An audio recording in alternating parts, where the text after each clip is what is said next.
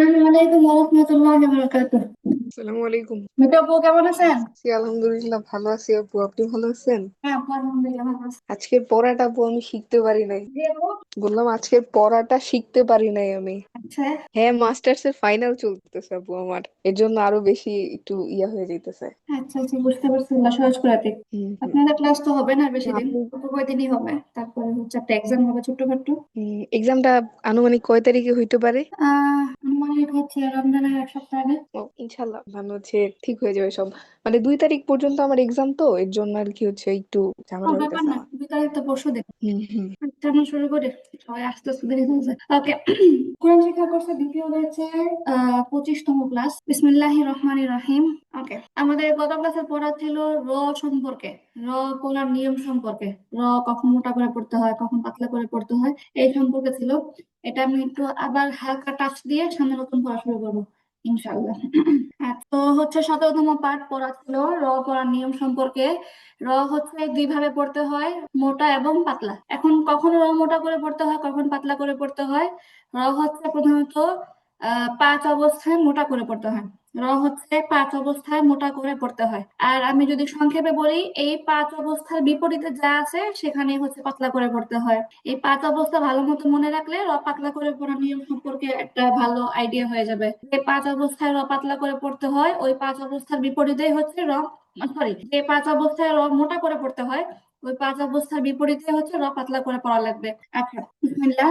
তো প্রথমত কি, যে র এর উপরে যদি জবর বা পেশ থাকে তাহলে হচ্ছে র মোটা করে পড়তে হয়। যেমন রখাআন, রব্বুকা, রুজিকু, রাদুন, রসুলুন ইত্যাদি। তারপরে 2 নাম্বার হচ্ছে র সাকিন, তার ডানে জবর বা পেশ থাকলে সেই রটা মোটা করে পড়তে হয়। র সাকিন তার ডানে জবর বা পেশ থাকলে সেই র মোটা করে পড়তে হয়। যেমন ওয়ান হার, উর কিসু, তার মিহিম, তুর জাকুনা, নার তুর হামু ইত্যাদি। ওকে, তারপরে 3 নাম্বার পয়েন্টটা কি? 3 নাম্বার পয়েন্টটা হচ্ছে সবচেয়ে মুখ্য এবং হচ্ছে একটু জটিল বা পেঁচানো। যে কি বলছে, যে ওয়াকফের কারণে যে র সাকিন হয়, তার ডানে ইয়া ব্যতীত অন্য কোনো হরফ সাকিন এবং তার ডানে জবর বা পেশ থাকলে সেই র মোটা করে পড়তে হয়। আর ওয়াকফের কারণে যে র সাকিন হয়, কোন একটা র যেটা হচ্ছে ওয়াকফ করার কারণে সাকিন হয়েছে। আচ্ছা, যেমন হচ্ছে শাহরুন। তারপরে কি বলতেছে, তার ডানে যদি ইয়া ব্যতীত অন্য একটা হরফ সাকিন, আমরা দেখতে পাচ্ছি র এর ডানে একটা হা সাকিন আছে, এবং তার ডানে যদি জবর বা পেশ থাকে সেটা মোটা করে পড়তে হয়। তাহলে আমরা দেখতেছি যে লাস্টের দিক থেকে তৃতীয় যে হরফ সেখানে জবর আছে, এই জন্য হচ্ছে রটা মোটা করে পড়তে হচ্ছে। 3টা পয়েন্ট তাহলে হচ্ছে।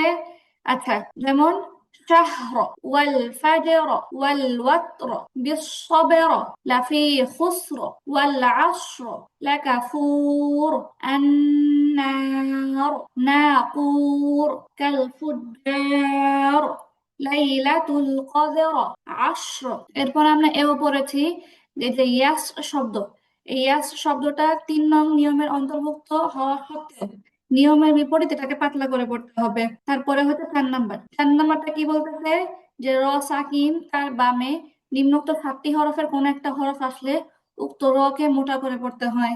যেমন ফিও কত, র সাকিনের বামে কফ আসছে, র মোটা হয়েছে। তেও তসুন, র সাকিনের বামে ত আসছে, র মোটা হয়েছে। মিরু সদুন, র সাকিনের বামে সদ আসছে, র মোটা হয়েছে। আচ্ছা, নিম্নত 7টি হরফ কি কি? সদ, দ, ত, দ, গাইন, হ, কফ। আর উক্ত 7টা হরফকে একসাথে হরফে মুস্তালিয়া বলে। আচ্ছা, তারপরে কি বলতেছে, 5 নাম্বারটা হচ্ছে র সাকিন তার ডানে অস্থায়ী জের থাকলে সেরও মোটা করে পড়তে হয়। আর অস্থায়ী জের মানে কি? অস্থায়ী জের এই বিষয়টা পুরাটাই হচ্ছে আরবি ভাষাগত যে ব্যাকরণ এর অন্তর্ভুক্ত। আর হচ্ছে এই ধরনের প্রকারটা কোরআনের মধ্যে খুবই কম ব্যবহার হয়েছে। তো আমরা হচ্ছে সহজের জন্য এই 3টা ওয়ার্ড আপাতত মনে রাখলে আমাদেরকে চলবে। এই 3টা ওয়ার্ড বুঝে বললে চলবে। এখানে যে রটা আছে, রটা হচ্ছে স্থায়ী জের না, রটা হচ্ছে অস্থায়ী জের, এবং এই কারণে রটাকে মোটা করে পড়তে হবে। যেমন, যেমন হচ্ছে ইনিও তাবে তুম, মানিও তাব, আমিও তাবু। আচ্ছা, এই হচ্ছে র মোটা করে পড়ার 5টা অবস্থা। এখন হচ্ছে র কখন পাতলা করে পড়তে হবে। আমরা আগেই বলছিলাম যে র মোটা করে পড়ার যে অবস্থা সেগুলোর ব্যতিক্রম হলেই র পাতলা করে পড়তে হয়। আচ্ছা, তো এটা হচ্ছে আগের 1 নাম্বারটার বিপরীত। র এর নিচে জের থাকলে সেই র পাতলা করে পড়তে হয়। যেমন রিকজুন আমরিনা মিশারি রিসালাতুন রিহলাতুন রিজালুন ইত্যাদি। আচ্ছা, এবার হচ্ছে এই প্রকারটাও হচ্ছে আগের 2 নাম্বার প্রকারের বিপরীত। আগে ছিল র সাকিন তার ডানে জবর পেশ, এখন বলতেছে র সাকিন তার ডানে জের থাকলে সেই রটা পাতলা করে পড়তে হবে। আচ্ছা, র সাকিন তার ডানে জের থাকলে সেই র পাতলা করে পড়তে হবে। তবে ছোট্ট একটা শর্ত হচ্ছে তার ডানে ওই মুসালিয়ার 7 হরফের কোনো হরফ থাকতে পারবে না, এবং র সাকিনের ডানে যে জেরটা থাকবে যেটা অস্থায়ী জের না হতে হবে। এটাও হচ্ছে আগের 4 নাম্বার, আর হচ্ছে 5 নাম্বারটার উল্টা করে ফেলছে। আচ্ছা, যেমন কি, যেমন বলতেছে ফিরআউনা, র পাতলা হয়েছে, র সাকিন তার ডানে জের আসছে, এবং তার বামে মুস্তালিয়ার কোনো হরফও আসে নাই, এবং ডানের জেরটা অস্থায়ীও হয় নাই, এজন্য হচ্ছে এটা পাতলা করে পড়তে হচ্ছে। এইভাবে সবগুলোর মধ্যে শর্ত পাওয়া গেছে, র পাতলা করে পড়তে হবে। মির আতুন, জিরমুন, উমির তু, ওয়া আবসির, ফাসবির, ইস্তাগফির, ইগফির। আচ্ছা, এইবার এই যে এখানে যে 3 নাম্বার আর 4 নাম্বার যেটা, এটা হচ্ছে আগের মানে র মোটা করে পড়ার ক্ষেত্রে যে 3 নং অবস্থা, 3 নং অবস্থার উল্টা করলে এই 2টা প্রকার বের হয়। আগের 3 নাম্বারটা কি ছিল? 3 নাম্বারটা ছিল ওয়াকফের কারণ যে র সাকিন হয় তার ডানে ইয়া না থাকতে হবে, এটা ছিল শর্ত। ওয়াকফের কারণে যে র সাকিন হয় তার ডানে ইয়া ব্যতীত অন্য সাকিন, মানে ইয়া না হতে হবে। এখন প্রশ্ন আসে, যদি ইয়া হয় তাহলে কি হবে? তাহলে এখন এটার উত্তর হচ্ছে এখানে ওয়াকফের কারণে যে র সাকিন হয় তার ডানে যদি ইয়া সাকিন থাকে তাহলে সেই রকে পাতলা করে পড়তে হবে। যেমন বাসির। আর এখানে হচ্ছে আমরা 3 আলিফ টান দিচ্ছি কেন? কারণ এটা হচ্ছে এখানে মাদ হয়েছে, মাদের হরফের পরের হরফে ওয়াকফ করলে 3 আলিফ টেনে পড়তে হয়, মাদ্দে আরজি। এই জন্য এখানে আমরা 3 আলিফ টেনে পড়তেছি। বাসির, খবির, ইয়াসির, কদির, আসির, সাইর। আর সাইর এখানে হচ্ছে আমরা 1 আলিফ টান দিছি কেন? কারণ সাকিন যুক্ত ইয়া জবরের পরে আসছে, লিনের হরফ হয়েছে, আর লিনের হরফের পরের হরফে ওয়াকফ করলে 1 আলিফ টেনে পড়তে হয়। এই জন্য হচ্ছে আমরা এখানে 1 আলিফ টেনে পড়তেছি। আচ্ছা, তারপরে হচ্ছে 4 নাম্বারটা কি হবে? যে ওয়াকফের কারণে যে র সাকিন হয়, ওয়াকফের কারণে যে র সাকিন হয় তার ডানে ইয়া ব্যতীত অন্য হরফ সাকিন, মানে এটাও হচ্ছে এই প্রকারটাও হচ্ছে আগের সেই 3 নাম্বার প্রকারকে উল্টা করছে। উল্টাটা করছে কিভাবে? আগের 3 নং প্রকারের মধ্যে ছিল ওয়াকফের কারণে যে র সাকিন হয় এবং তার ডানে ইয়া ব্যতীত অন্য কোনো হরফ সাকিন, এবং তার ডানে জবর বা পেশ থাকতে হবে। এখন প্রশ্ন হলো, যদি জবর বা পেশ না থেকে যদি জের হয় তাহলে কি হবে?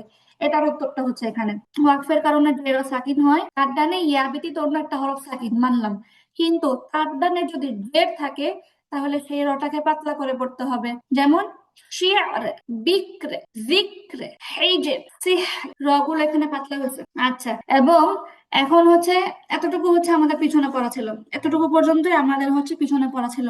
এখন যে কথাগুলো বলবো এগুলো হচ্ছে নতুন পড়া সম্পর্কে। আচ্ছা, সবাইকে আমাকে শুনতে পাচ্ছেন? জি আচ্ছা, জি জি আপু। আপু। জি আচ্ছা, আপু, শুনতে পাচ্ছি। আচ্ছা, যদি শুনতে পারেন তাহলে দেখেন এখানে ছোট একটা মিস্টেক হয়েছে। এই যে মিস্টেকটা হচ্ছে এখানে, এই যে উপরে একটা কথা লেখা আছে, উপরে লেখা আছে মিশ্র শব্দটি 3 নং নিয়মের অন্তর্ভুক্ত হওয়া সত্ত্বেও নিয়মের বিপরীত পাতলা করে পড়তে হবে। মিশ্র শব্দটা 3 নং নিয়মের না, এই 4 নং নিয়মের অন্তর্ভুক্ত। এতটুকু মিস্টেকটা হয়েছে। মিশ্র শব্দটার মধ্যে আপনারা তাকায় দেখেন, মিশ্র এটা একটা শব্দ। র ওয়াকফের কারণে সাকিন, তার ডানে ইয়া ব্যতীত অন্য হরফ সাকিন, এবং তার ডানে জের আসছে, এটা হচ্ছে এই প্রকারের অন্তর্ভুক্ত। আচ্ছা, এখন কথা হচ্ছে আমরা এই প্রকারের মধ্যে পড়ছি র পাতলা করে পড়তে হবে, সেই হিসাবে মিশ্র যে শব্দটা, মিশ্র, র সাকিন তার ডানে ইয়া ব্যতীত অন্য হরফ সাকিন, তার ডানে জের, সেই রটা পাতলা করে পড়ার কথা। এই প্রকার অনুযায়ী মিশ্র শব্দটা পাতলা করে পড়ার কথা। আপনারা বিষয়টা বোঝার চেষ্টা করেন, না বুঝলে যার যার মতো কোয়েশ্চেন করবেন। যে মিশ্র শব্দটি এই প্রকারের অন্তর্ভুক্ত হওয়ার কথা কিভাবে? ওয়াকফের কারণে র সাকিন, তার ডানে ইয়া ব্যতীত অন্য হরফ সাকিন, এবং তার ডানে জের আসছে, সেই হিসাবে রটা পাতলা করে পড়ার কথা এই 4 নং প্রকারের অন্তর্ভুক্ত হিসাবে। কিন্তু বলতেছে যে এই মিশ্র শব্দটাও নিয়মের বিপরীত মোটা করে পড়তে হবে, মিশ্র শব্দটাও নিয়মের বিপরীত মোটা করে পড়তে হবে। তাহলে টোটালি হচ্ছে আমরা এরকম 2টা ওয়ার্ড পাইছি। আমরা র মোটা করে পড়ার সময় একটা শব্দ পাইছিলাম, সেটা হচ্ছে ইয়াসরে, একটা শব্দ পাইছি ইয়াসরে, এই শব্দটা মোটা করে পড়ার কথা। কিন্তু নিয়মের বিপরীত এটাকে পাতলা করে পড়তে হবে। এমনই ভাবে এখন এখানে আমরা পাইছি মিশ্র শব্দটা মোটা করে পড়ার কথা, কিন্তু সরি, মিশ্র শব্দটা পাতলা করে পড়ার কথা, কিন্তু হচ্ছে নিয়মের বিপরীত এটাকে মোটা করে পড়তে হবে। বিষয়টা আবার বলি, র মোটা করে পড়ার যে অবস্থা, সেখানে আমরা একটা ওয়ার্ড পাইছিলাম, যেমন আপনাদেরকে পিছনে ঘুরে একটু দেখাই। এই যে র মোটা করে পড়ার সুরত, এর মধ্যে দেখেন, এর মধ্যে যেখানে ইয়াস শব্দটি 3 নং প্রকারের অন্তর্ভুক্ত হিসাবে পাতলা করে, মানে অন্তর্ভুক্ত হওয়া সত্ত্বেও নিয়মের বিপরীত পাতলা করে পড়তে হবে। ইয়াস শব্দটার মধ্যে কি ঘটছে? এটা হচ্ছে র ওয়াকফের কারণে সাকিন, তার ডানে ইয়া ব্যতীত অন্য হরফ সাকিন, এবং তার ডানে জবর আসছে। আর আমাদের কথা ছিল ডানে জবর পেশ থাকলে সেই রটা মোটা করে পড়তে হবে, সেই হিসাবে ইয়াস শব্দটাকে মোটা করে পড়ার কথা, কিন্তু নিয়মের বিপরীত এটাকে পাতলা করে পড়তে হবে। তো এরকম একটা ওয়ার্ড গেল। তারপর এখন আছে র পাতলা করে পড়ার নিয়ম।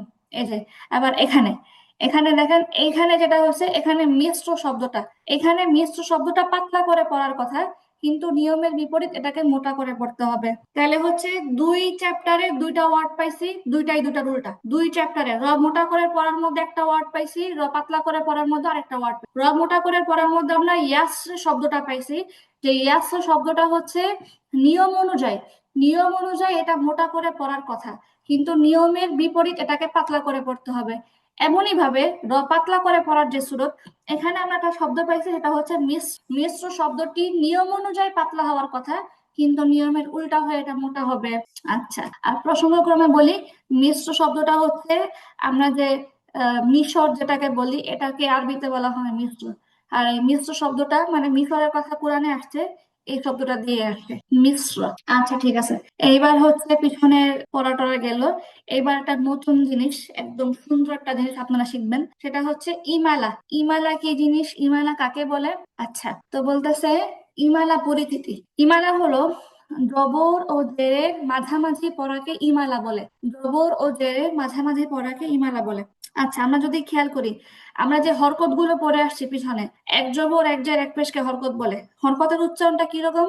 আ, ই, উ, এরকম একটা উচ্চারণ। আ, আকার, রসিকার, রস্যকার। সহজে বলতে গেলে হরকতের উচ্চারণ গুলো হচ্ছে আকার, রসিকার এবং হচ্ছে রস্যকার। আচ্ছা, এখন আরবি আরবি উচ্চারণের মধ্যে একার, ওকার এরকম কোনো উচ্চারণ নাই, আমরা জানি। আরবি উচ্চারণের মধ্যে একার, ওকার এরকম কোনো উচ্চারণ নাই। আচ্ছা, কিন্তু বলতেছে ইমালা হচ্ছে এমন একটা জিনিস যার মধ্যে একটা জবর জেরের মাঝামাঝি উচ্চারণ পাওয়া যায়। তো উচ্চারণটা কিরকম? উচ্চারণটা হচ্ছে সহজে বুঝতে হলে বাংলায় এ কার এর উচ্চারণ, মানে এ, এরকম একটা উচ্চারণ হবে। আর এটাকেই বলা হয় ইমালা। তো এখন এটা কেমন একটা অদ্ভুত কথা, এতদিন এরকম কোনো কথাই পড়ি নাই, আবার এখানে এ কারের উচ্চারণ কোত্থেকে বের হলো। আচ্ছা, তো বলতেছে এখানে অবাক হওয়ার কিছু নাই।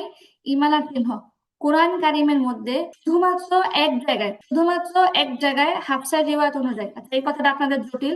এটা হচ্ছে হাফসার রিওয়ায়াত বলতে আমরা যে ঢঙে পড়ি, বাংলাদেশে যে ঢঙে কোরআন তিলাওয়াত করে, এটা একটা কেরাতের অনুসরণ করে, আর এই কেরাতের নাম হচ্ছে হাফস, মানে ওনার অনুসরণ করে আমরা তিলাওয়াত করি। আচ্ছা, যাই হোক, তো কোরআনে কারিমের মধ্যে উম শুধুমাত্র এক জায়গায় ইমালা করতে হয়।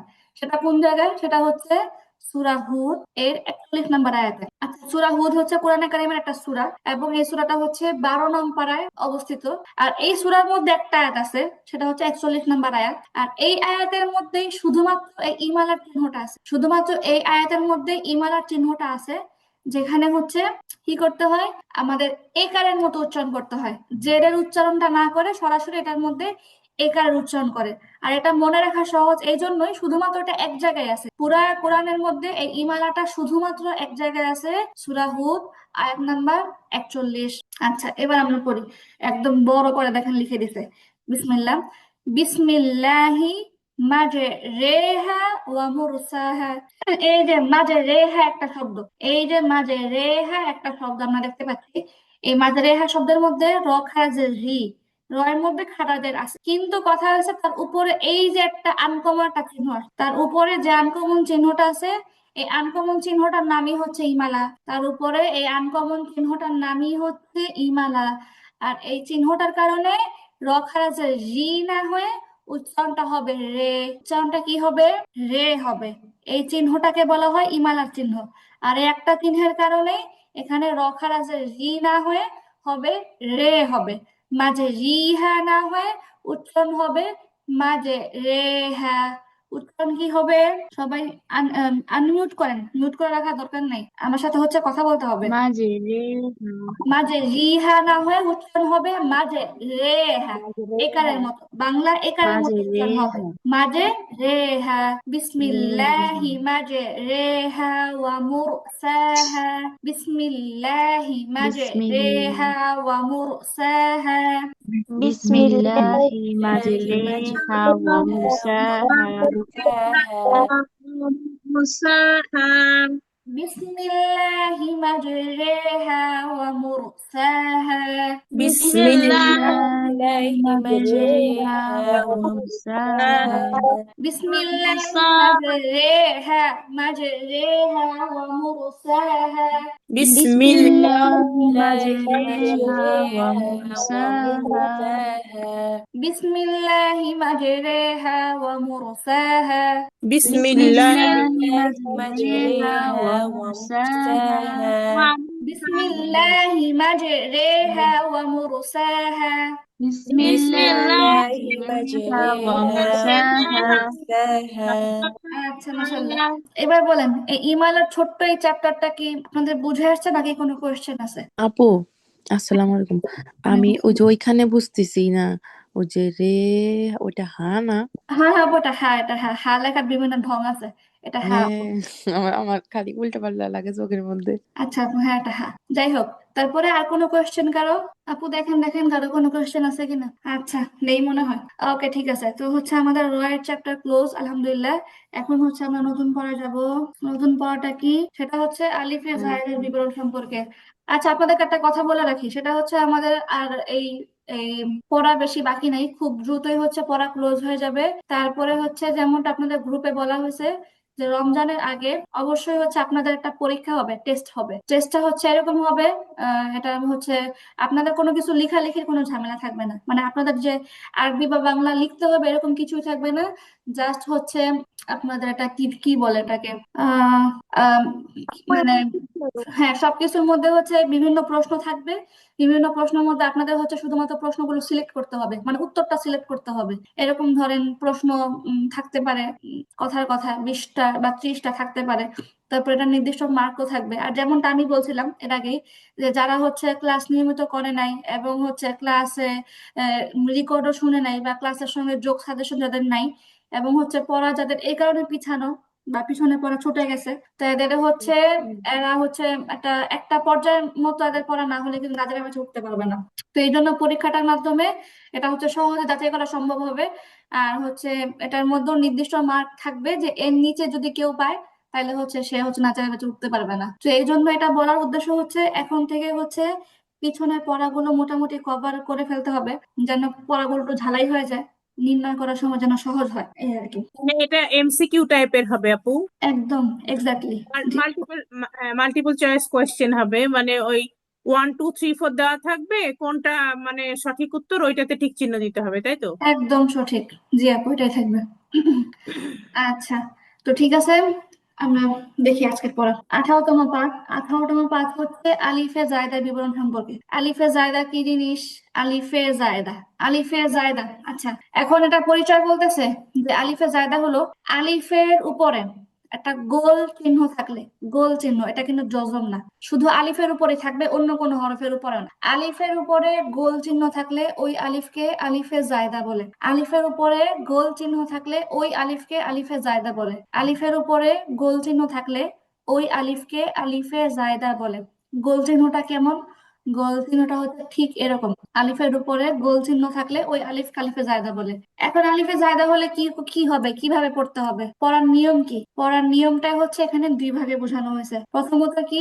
প্রথমত হচ্ছে আলিফে জায়দা, এটা হয়তো মিলায় পড়া হবে অথবা এখানে ওয়াকফ করা হবে। আলিফে জায়দা যেখানে থাকবে হয়তো সেখানে মিলায় পড়া হবে অথবা সেখানে ওয়াকফ করা হবে। এবং দুইটা পড়ার দুই নিয়ম। যদি আলিফে জায়দা ওয়াকফ করা হয়, আলিফে জায়দার মধ্যে যদি ওয়াকফ করা হয়, তাহলে এই যে এখানে 1 নম্বর শিরোনামে বলতেছে ওয়াকফ করলে সেখানে টান দিয়ে পড়তে হবে। আলিফে জায়দার মধ্যে যদি ওয়াকফ করা হয় তাহলে সেখানে টেনে পড়তে হবে। আলিফে জায়দার মধ্যে যদি ওয়াকফ করা হয় তাহলে সেখানে টেনে পড়তে হবে। এখন প্রশ্ন হলো যদি ওয়াকফ করা না হয় তাহলে কি করব? এটা হচ্ছে 2 নম্বর শিরোনামে বলতেছে মিলিয়ে পড়ার সময় তাড়াতাড়ি করে পড়তে হবে। যদি ওয়াকফ না করেন এবং আলিফে জায়দাটাকে পরেরটার সাথে মিলায় পড়েন তাহলে সেখানে তাড়াতাড়ি করে পড়তে হবে। তাহলে এই কথাটা হচ্ছে আপনাদের কয়েকবার আওড়াতে হবে। আলিফে জায়দা ওয়াকফ করলে টেনে পড়তে হবে, ওয়াকফ না করলে তাড়াতাড়ি করে পড়তে হবে। এই কথাটা আপনাদের ভাষায় কয়েকবার বলেন। আলিফে জায়দায় ওয়াকফ করলে টান হবে, ওয়াকফ না করলে তাড়াতাড়ি করে পড়তে হবে। আলিফে জায়দা, আলিফে জায়দা কাকে বলে এটা তো বুঝছেন। আলিফের উপরে ছোট্ট গোল চিহ্ন থাকলে ওই আলিফটাকে আলিফে জায়দা বলে। এবং পড়ার নিয়ম হচ্ছে ওয়াকফ করলে টান হবে, ওয়াকফ না করলে তাড়াতাড়ি করে পড়তে হবে। ওয়াকফ করলে টান হবে, ওয়াকফ না করলে তাড়াতাড়ি করে পড়তে হবে। এই কথাটা আপনারা কয়েকবার পড়েন, তাইলে সামনে বুঝতে অসুবিধা হবে না, সহজ হবে। আলিফে জায়দা আলিফের এখানে উপর ওয়াকফ চিহ্ন করলে থাকলে তাকে টান আলিফে হবে, জায়দা বলে। ওয়াকফ পড়ার না নিয়ম করলে তাড়াতাড়ি পড়তে হবে। এই নিয়মটা তাড়াতাড়ি পড়তে কয়েকবার হবে। পড়েন। আলিফের উপর গোল চিহ্ন থাকলে তাকে আর ওয়াকফ কারো করে কোনো টেনে কোয়েশ্চেন পড়তে থাকলে হবে, আপু তাড়াতাড়ি অবশ্যই করে করবেন। পড়তে আসসালামু আলাইকুম হবে। আপু। হ্যাঁ আপু, ওয়ালাইকুম সালাম হ্যাঁ, রাহমাতুল্লাহ। দেরি হলো একটু জয়েন হতে। এক পেশেন্ট দেখতে গিয়েছিলাম, খুবই সিক, আসতে একটু দেরি হয়ে গেল। আচ্ছা, পেশেন্ট দেখতে গেছেন? আপু কি ডক্টর নাকি? জি আপু। না না না, আমার যা অসুস্থ খুবই, ও ওনাকে আচ্ছা আচ্ছা দেখতে আপু, এলাম। সরি, আপনি হুম যেভাবে হুম বলছেন হুম আমার কাছে ধরে দেখে হুম মনে হয়েছে। হুম, না না। আচ্ছা আচ্ছা, এটা তো ইসলামের অনেক বড় একটা অংশ। বলছে কি এক মুসলিমের উপর অপর হ্যাঁ মুসলমানের হ্যাঁ 6টা হক, এর মধ্যে একটাই হচ্ছে হ্যাঁ যে রোগী দেখতে যাওয়া। সহজ কথা, হ্যাঁ হ্যাঁ। অনেক ভালো কাজ আপু। কি পড়া? আচ্ছা আপু, সংক্ষেপে আবার বলি কি পড়া। সেটা হচ্ছে আজকে নতুন পড়া ছিল। প্রথমত হচ্ছে গত ক্লাসের যে চ্যাপ্টারটা ছিল ওটা আরেকবার বলছি সবাইকে। তারপর আচ্ছা হচ্ছে দেন হচ্ছে ইমালা, রয়ের একটা অংশ ইমালা সম্পর্কে বলছি। ইমালা কাকে বলে? সহজ কথা হচ্ছে ইমালা হচ্ছে এই যে এখানে একটা নতুন চিহ্ন দেখতে পাচ্ছেন, বিসমিল্লাহি মাজরেহা ওয়া মুরসাহা। এই যে রয়ের উপরে একটা চিহ্ন, মূলত এই চিহ্নটার নাম হচ্ছে ইমালা। আর ইমালা পড়ার নিয়ম হচ্ছে বাংলা একারের মতো পড়া। ইমালা পড়ার নিয়ম হচ্ছে মানে যেখানে সব এইরকম চিহ্ন থাকবে, এটা পড়ার নিয়ম হচ্ছে বাংলা একারের মতো পড়া। আর এই চিহ্নটা পুরা কোরআনের মধ্যে শুধু এক জায়গায় আছে। পুরা আচ্ছা কোরআনের মধ্যে শুধুমাত্র এক জায়গায় সূরা হুদের 41 নম্বর আয়াতে এই চিহ্নটা আছে, 12 নং পারায়। এবং এই চিহ্নটার কারণে আমরা এখানে র খারা যে রি পড়বো না, এটা রে পড়বো ইমালার কারণে। বিসমিল্লাহি মাজরেহা ওয়া মুরসাহা, বিসমিল্লাহি মাজরেহা। আপনার সিটের সিটের মধ্যে ওই এই চিহ্নটা নাই এই লাইনটার মধ্যে। আপু শীটের মধ্যে উল্টো পুল্টো থাকলে এটা একটু করে নেন। শীটটা হচ্ছে, শীটটা আগে লেখা হয়েছে, তারপরে যখনই পড়ার মাঝখানে কোনো গ্যাপজাম লাগতেছে আমি এটা শুধরে ফেলতে। সে শীটের মধ্যে যদি ও এলোমেলো আচ্ছা, থাকে মানে আপনি একটু ঠিক করে নেন কলম দিয়ে, তাহলে হবে। সামান্য এদিক সেদিক থাকতে পারে। আচ্ছা, তারপরে হচ্ছে আপনাদের এই যে অংশটা, এটা প্রসঙ্গে মানে এটা প্রাসঙ্গিক হিসাবে ছোট্ট একটা ঘটনা আমার মনে পড়ছে, এটা বলি।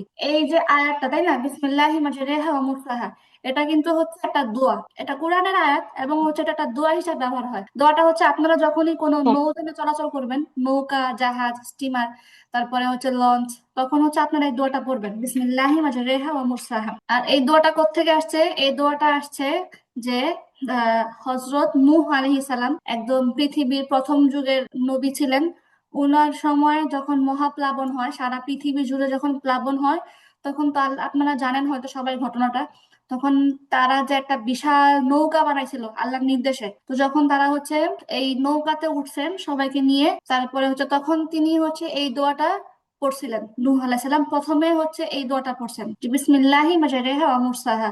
এর অর্থটা হচ্ছে এরকম যে আল্লাহ তাআলার নামেই এই যানবাহনের চলার গতি এবং থামার গতি। তো তার কথাটা আল্লাহর কাছে এত পছন্দ হয়েছে, এত পছন্দ হয়েছে, পৃথিবীর সর্বশেষ যুগে নবী মুহাম্মদ সাল্লাল্লাহু আলাইহি ওয়াসাল্লামের উপর যখন আল্লাহ কোরআন নাযিল করছে, কোরআনের মধ্যে আল্লাহ তার এই বাক্যটা উল্লেখ করছে। এই বাক্যটা আল্লাহর কাছে এত বেশি পছন্দ হয়েছে, তা আমরাও যখন কোনো নৌযানে চলাচল করব তখন অবশ্যই মনে করে এই দোয়াটা পড়বো, বিসমিল্লাহি মাজরেহা ওয়া মুরসাহা। অবশ্যই এটা আরেকটু অংশ আছে, ইন্না রাব্বি লাগাফুরুর রহিম, কোরআন থেকে মুখস্থ করে ফেললে বেশি ভালো হবে। আচ্ছা নুরুন না রাখো, এত গেল। বিসমিল্লাহি মাজরেহা হবে, এখানে একারে উচ্চারণ হবে। আর শুধুমাত্র এই জায়গাটাই এই ইমালা আছে, আর কোনো জায়গায় নেই। আচ্ছা, তারপরে হচ্ছে আজকে আরো নতুন পড়া, সেটা হচ্ছে আলিফে জায়দা। আলিফে জায়দা মানে কি? আলিফে জায়দা মানে হলো আলিফের উপরে যদি কোনো গোল চিহ্ন থাকে ওই আলিফকে আলিফে জায়দা বলে।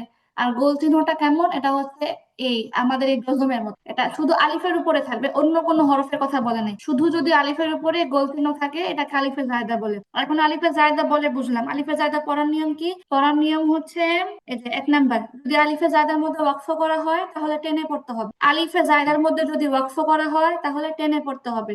আর আলিফে জায়দা যদি মিলায় পড়া হয় তাহলে তাড়াতাড়ি করে পড়তে হবে। আলিফে জায়দা যদি মিলায় পড়া হয় তাহলে তাড়াতাড়ি করে পড়তে হবে। আলিফে জায়দার মধ্যে আচ্ছা, বাকিদের পড়তে বলছিলাম, পড়া হয়েছে আপু?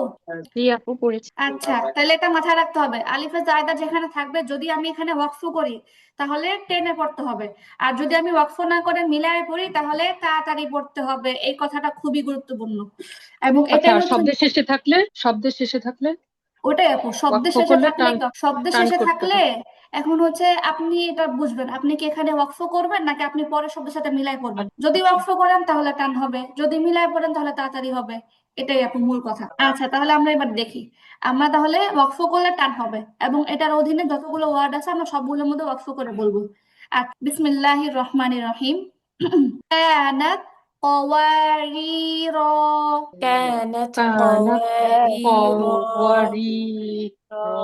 আচ্ছা, এবার যেহেতু এই আলিফে জায়দের মধ্যে আমরা এখানে ওয়াকফ করে পড়ছি এই জন্য আমরা টান দিলাম। আর ক ওয়াও জবর না, ওয়াও জবর ওয়া হবে, ক হবে না, ক এরকম হবে, মুখটা হালকা ছড়ায় যাবে। আচ্ছা, কানাত কওয়ারিরা।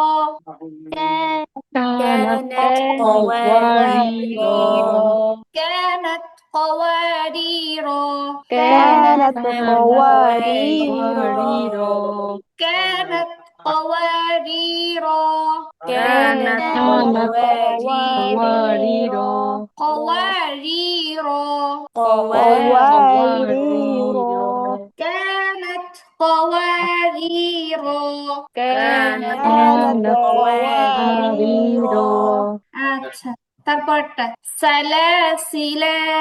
سلاسل সালাসিলা। কোরআনের মধ্যে কিন্তু আলিফে জায়দার অনেক ব্যবহার হয়েছে, মনোযোগ দিয়ে পড়তে হবে। জি আপু, ওই যে সালাসিলা। কাহাফ সূরায় অনেকবার আছে। হ্যাঁ আপু, সূরা কাহাফের মধ্যে অনেকবার আছে, আমি যে এই তো গতবার মাশাআল্লাহ, কাল আপু করেছি। মনে হয় নিয়মিত হ্যাঁ, জুমার মধ্যে সূরা কাহফ তিলাওয়াত করেন টুকটাক, এজন্য জি আপু আপু, বলছি। ইনশাল্লাহ, আলহামদুলিল্লাহ করি মাশাআল্লাহ আপু। মাশাআল্লাহ মাশাআল্লাহ। আচ্ছা, নুরুন্নাহার আপু, আপনার জি আপু। ইনশাআল্লাহ প্রেক্ষিতে একটা কথা বলি। আপনি হচ্ছে এই টপিক মানে যেমন আমার ধরেন কথার কথা, আমার একটা ভালো অভ্যাস সম্পর্কে চর্চা করা হচ্ছে বা হচ্ছে একটা ভালো কিছু, তখন বলতে হবে আলহামদুলিল্লাহ।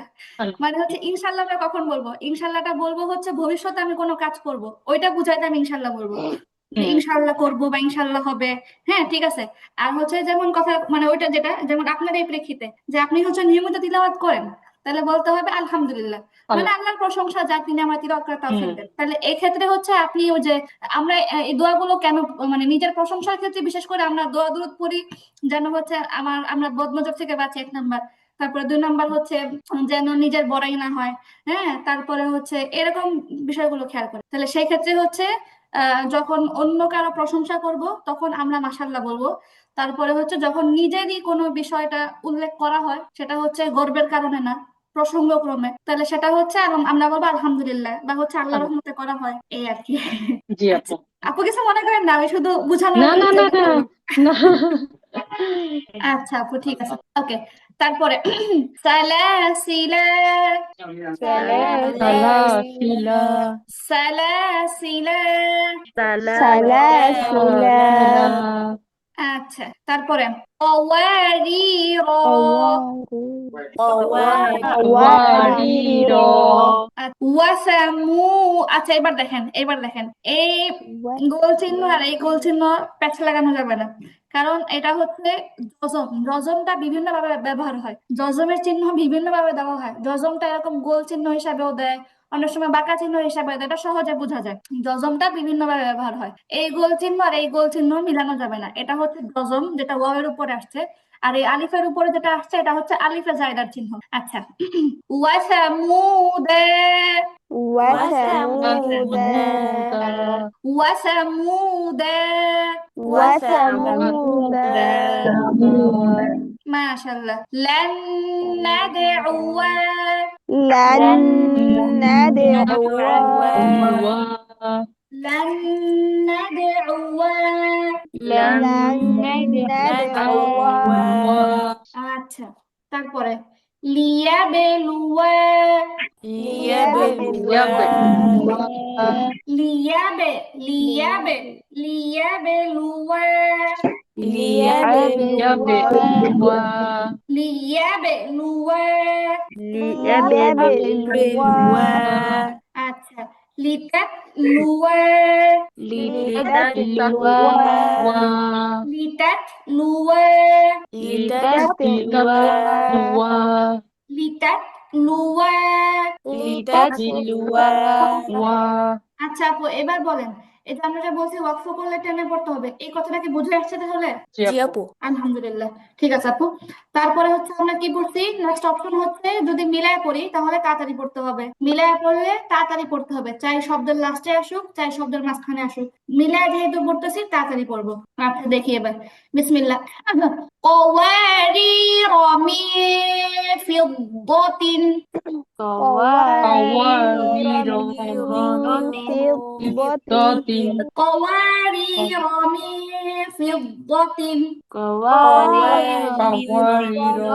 من فضة শব্দটা হচ্ছে কি قوارير قوارير قوارير من فضة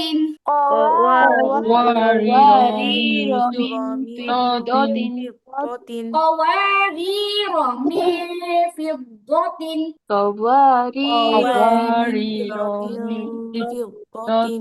আচ্ছা তারপরটা আপু এবার এই যে এই লাম আলিফ এই আলিফের উপরে যেটা এটা হচ্ছে আলিফে জায়দা লা আউ দউ লা টান হবে না তাহলে লা আউ দউ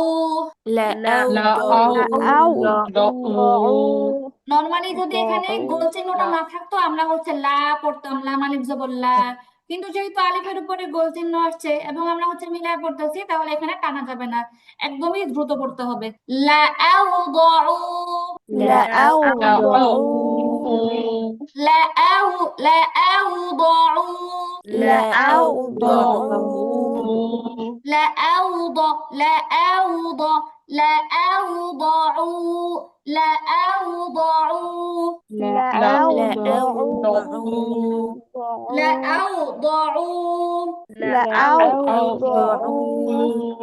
আচ্ছা তারপরে وثمود فما وثمود وثمود فما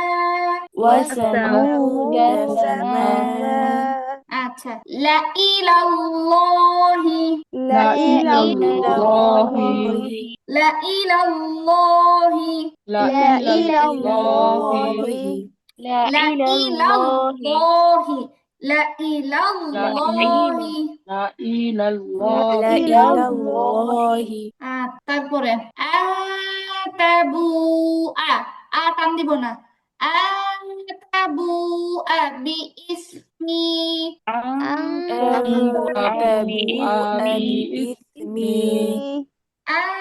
আতাবু বিইসমি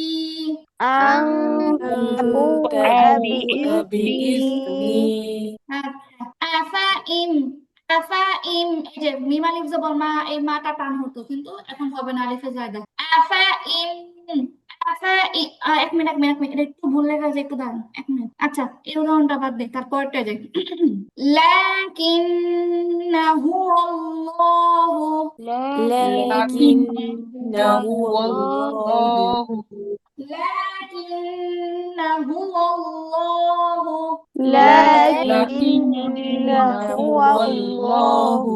লাকিন না একটু আওয়াজটা উঁচু করে বললে পড়া সুন্দর হয় আপু লাকিন্নাহু আল্লাহু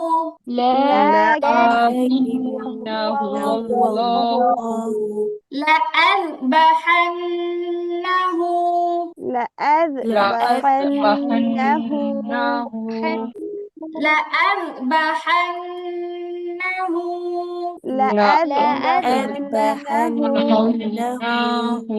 আপু না টান হবে না নাহু লাআযবাহান্নাহু لأذبحنه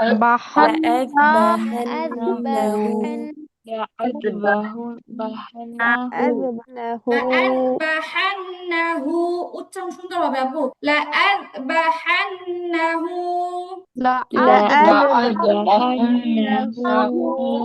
لأذبحنه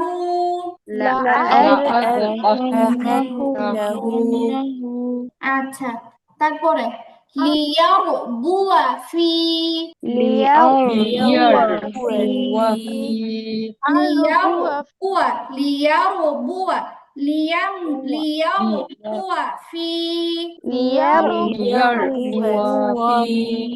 আচ্ছা তারপরে লাইলাল জাহিমি লাইলাল জাহিমি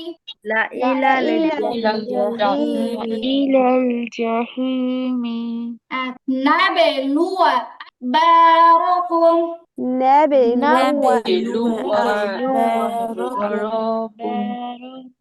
نبلو أخباركم نبلو أخباركم আপু আখবারকুম রটা টান হবে না হরকতের উচ্চারণে টান দেওয়া যাবে না নাবেলু আখবারকুম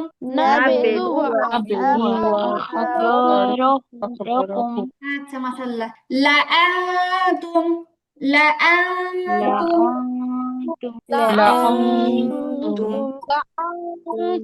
আচ্ছা লাআনতুম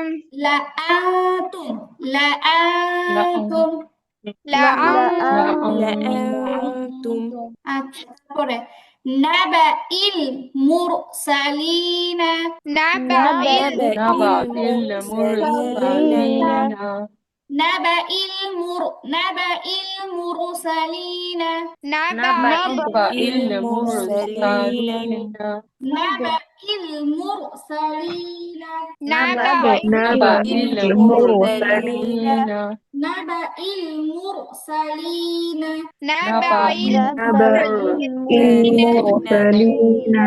আচ্ছা ওয়ামালাইহিম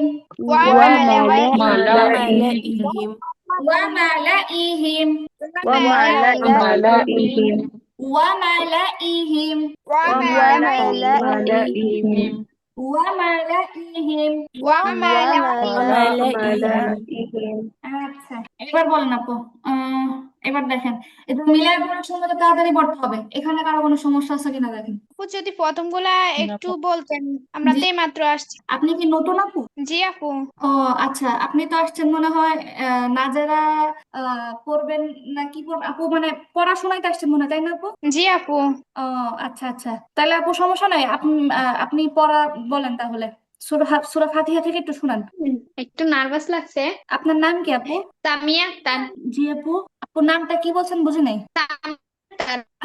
তাহমিনা সামিয়া আক্তার সামিয়া আক্তার জি আপু ও আচ্ছা আপু আপনি কি পড়াশোনা আপনি কি আরবি পড়াশোনা আগে কোথাও না আপু কোথাও পড়ি নাই ও আচ্ছা আচ্ছা আপনি এখন কিসে পড়েন আপু আমি এখন ইন্টার ফার্স্ট ইয়ারে পড়ি ও আচ্ছা আচ্ছা আচ্ছা আপু, অসুবিধা নেই আপনি একটুখানি পড়া শুনান অসুবিধা নেই নার্ভাস ফিল করার কিচ্ছু নাই আমরাই তো আচ্ছা ঠিক আছে আপু চেষ্টা করতেছি ভুল হলে বলিয়েন ওকে আপু أعوذ بالله من الشيطان الرجيم بسم الله الرحمن الرحيم الحمد لله رب العالمين الرحمن الرحيم مالك يوم الدين إياك نعبد وإياك نستعين اهدنا الصراط المستقيم صراط الذين أنعمت عليهم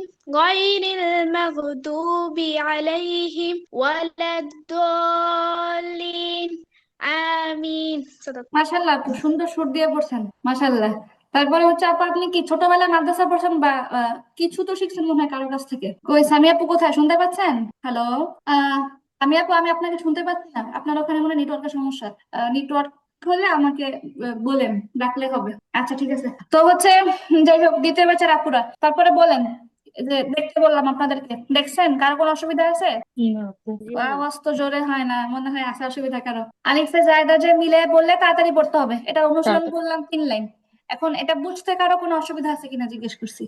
না আপু, কোনো অসুবিধা নেই, বুঝতে পারছি। আচ্ছা, তাহলে হচ্ছে টেনে পড়লে টান দিতে হবে, সরি ওয়াকফ করলে টেনে পড়তে হবে, মিলিয়ে পড়লে। আর হচ্ছে মিলায় না পড়লে তাড়াতাড়ি করে পড়তে হবে। আফরোজাপু কোথায়? আফরোজাপু আছেন?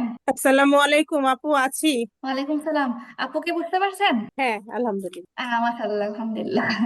আচ্ছা, আর এখানে মোটামুটি নতুন আপুরা কয়েকজন আসছেন আপু। আপনারা হচ্ছে, আমি একটু ক্লাসটা শেষ করে তারপর আপনাদের সাথে কথা বলি, তাহলে ভালো হয়। একটু সময় দিলে আমি ক্লাসটা শেষ করে পরে কথা বলি ইনশাআল্লাহ। আচ্ছা, তো হচ্ছে ঠিক আছে আপু, তারপরে পরেতে আমরা যাই। যদি এতটুকু পড়া বুঝে আসে তাহলে হচ্ছে আরেকটা চমৎকার পড়া আমরা, সবাই কি শুনতে পাচ্ছেন দ্বিতীয় ব্যাচের আপুরা? জি জি আপু। জি জি। আচ্ছা আচ্ছা আচ্ছা আপু, তো হচ্ছে আমরা এখন যেটা পড়বো সেটা হচ্ছে আনা, একটা শব্দ। আনা শব্দের অর্থ হচ্ছে, বাংলা অর্থ হচ্ছে আমি। এই আনা শব্দটা নিয়ে একটুখানি কেচাল আছে। সেটা হচ্ছে কি, সেটা হচ্ছে এই আনা শব্দটা কোরআনে যখনই আসে এটা একটা ভেজাল লাগায়। কখনো টেনে পড়তে হয়, কখনো টান ছাড়া পড়তে হয়। তো এটা যদি মূল নিয়মটা আমাদের বুঝে আসে তাহলে আর কখনো আমাদের ভেজাল লাগবে না পড়তে গেলে। তো এটা কি, এটা হচ্ছে বুঝতে হবে। সেটা হচ্ছে যে 1 নাম্বার, যে আনা শব্দ, তাই না? এই যে আনা শব্দ, সবাই ভালো করে দেখেন আনাটা কিভাবে লিখছে। আনাটা লিখছে হচ্ছে এভাবে, হামজা জবর আ, নুন আলিফ জবর না, আনা। উচ্চারণ আমি কিন্তু আনা বলতেছি, আনা টেনে পড়তেছি না। এখানেই হচ্ছে যত সব ঝামেলা, যে লিখছে হচ্ছে নুন আলিফ জবর না, পড়তে গেলে কেন আমি আনা বলবো, আনা কেন বলবো না? এখানে হচ্ছে কথা আছে, এটা বুঝতে হবে। আচ্ছা, তো এখানে মূল নিয়মটা কোথায়? মূল নিয়মটা হচ্ছে, যদি আনা শব্দটি পৃথক ভাবে আসে তাহলে আনা শব্দের আলিফে টান হবে না। যদি আনা শব্দটি পৃথক ভাবে আসে তাহলে আনা শব্দের আলিফে টান হবে না। তবে যেখানে আনা শব্দটি পৃথক না হয়ে কোনো শব্দের আংশিক হয় তাহলে আলিফে টান হবে। তবে যেখানে আনা শব্দটি পৃথক না হয়ে কোনো শব্দের আংশিক হয় তাহলে আলিফে কি হবে? টান হবে। টান হবে। কথাটা কি বলছে একটু বুঝতে হবে। কথাটা বলছে এখানে যে আনা শব্দ, এই যে আনা শব্দ, এটা হচ্ছে যদি স্বতন্ত্র একটা ওয়ার্ড হয়, আনা শব্দটা যদি বাক্যের মধ্যে স্বতন্ত্র একটা ওয়ার্ড হয় তাহলে সেখানে টান হবে না। আর যদি আনাটা নিজে স্বতন্ত্র কোনো ওয়ার্ড না, তবে এটা হচ্ছে আগে পরে কোনো ওয়ার্ডের অংশ, ঠিক আছে? এটা নিজে একা একা কোনো শব্দ না, বরং এটা হচ্ছে একটা শব্দের অংশ, তাইলে সেখানে টান দিয়ে পড়তে হবে। যেমন আপনারা দেখেন, এটা এখানে কি বলা লেখা হয়েছে, ইন আনা ইল্লা। ইন একটা ওয়ার্ড, আনা একটা ওয়ার্ড, ইল্লা একটা ওয়ার্ড। তার মানে এখানে এই যে ফাঁকা ফাঁকা লিখা, দুইটা শব্দের মাঝখানে তো স্বাভাবিক একটা ফাঁকা থাকে। এই যে আনার আগেও ফাঁকা পরেও ফাঁকা, এটা দেখে আমরা স্পষ্ট বুঝতেছি এখানে আনা হচ্ছে নিজে একটা স্বতন্ত্র ওয়ার্ড, এটা একাই একটা শব্দ, ঠিক আছে? তারপরে আপনি আরো যান, এই যে ইন নামা আনা লাকুম, ইন নামা একটা ওয়ার্ড, আনা একটা ওয়ার্ড, লাকুম আর একটা ওয়ার্ড। তাহলে এখানেও আনা হচ্ছে নিজেই একটা শব্দ। তারপরে এমনই ভাবে এখানেও কুল ইন্নামা আনা বাসারুন, ইন্নামা একটা ওয়ার্ড, আনা একটা ওয়ার্ড, বাসারুন একটা ওয়ার্ড। আনা এখানে স্বতন্ত্র ওয়ার্ড। এমনই ভাবে ওয়ালা আলাদা, আনা আলাদা, আবিদুন এটাও হচ্ছে আলাদা। তাহলে মোট কথা, আনাটা, আনা শব্দটা যেখানে একটা পৃথক একটা ওয়ার্ড হবে, আনা শব্দটা যেখানে পৃথক একটা ওয়ার্ড হবে সেই আনাতে আলিফে কোনো টান হবে না। তাড়াতাড়ি করে পড়তে হবে। আনা শব্দটা যেখানে পৃথক একটা ওয়ার্ড হবে, আনা একটা শব্দ হবে, এই আনা শব্দের আলিফে টান হয় না। এটা হচ্ছে মোট কথা, আনা শব্দের আলিফে টান হয় না, আনা শব্দের আলিফে টান হয় না। কথাটা আপনারা বলেন তো। আনা শব্দের আনা আলিফে টান শব্দের আলিফে টান হয় না। টান হবে কথাটা না। কয়েকবার বলেন। আনা শব্দের আনা আনা শব্দটি পৃথক ভাবে যদি আসে না না আপু, তাহলে টান হবে। তাহলে নুরুন্নার আপু পুরাটা বলবেন না, শুধু এতটুকুই বলেন, আনা শব্দের আলিফে টান হয় না। আনা আনা শব্দের শব্দের আলিফে আলিফে টান টান হয় না। মানে এটা কয়েকবার বলেন যাতে জায়গায় বসে যায়, কয়েকবার বলেন, তাইলে হচ্ছে এটা একটা আনা বললে সব শব্দের বুঝে যাবেন। আলিফে টান হবে না। আনা আনা শব্দের আনা আলিফে শব্দের টান আলিফে হবে না। টান হয় না, আনা শব্দের আলিফে আনা টান হয় না। শব্দের আলিফে টান হবে না। আচ্ছা, আলিফে টান এবার হবে। এবার হচ্ছে আপনারা বলেন, এই কথাটা আপনারা যেটা বলতেছেন এটা কি বুঝতেছেন, যে আনা শব্দের আলিফে কি হয় না? টান টান হয় হবে না। না। না, হবে না। তাহলে শব্দটা কি হতে হবে? শব্দটা আনা হতে হবে। শব্দটি শব্দটা কি হতে হবে? আনা হতে হবে। আনা আনা আনা হবে। হতে হবে।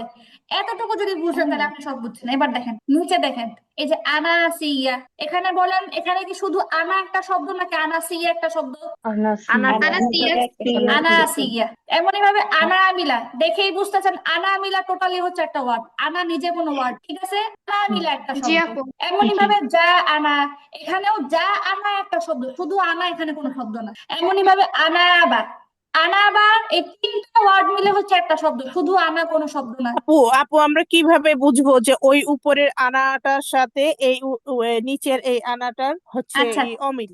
এখন শুনুন আপু, আমরা যখন কোরআন পড়ি বা বাক্য একটা আয়াত পড়ি, একটা আয়াতের মধ্যে আপনি অলওয়েজ দেখবেন একটা শব্দ আর একটা শব্দের মাঝখানে একটু ফাঁকা আছে। আচ্ছা, যেমন হ্যাঁ সেটা একটু তো পরে দেখা দেখেন, যায়। হ্যাঁ এটা সব সময় থাকবে আপু, প্রত্যেকটা আচ্ছা শব্দের মাঝখানে, মানে প্রত্যেকটা দুই শব্দের মাঝখানে একটুখানি ফাঁকা থাকবে, বোঝার জন্য যেটা হচ্ছে দুইটা শব্দ, আলাদা আলাদা দুটো শব্দ।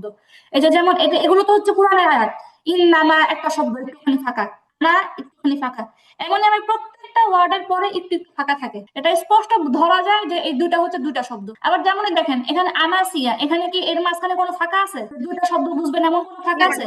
এটা টোটালি একটা ওয়ার্ড। না এমনই ভাবে আনামিলা, কোনো ফাঁকা নেই, যদি দুই শব্দ হতো অবশ্যই মাঝখানে ফাঁকা থাকতো, যেহেতু ফাঁকা নাই এবং একটা সব মানে চাপা চাপা লেখা হয়েছে, তাহলে বুঝাই গেল এটা হচ্ছে একটা ওয়ার্ড। এমনই ভাবে যা আনা আনারা।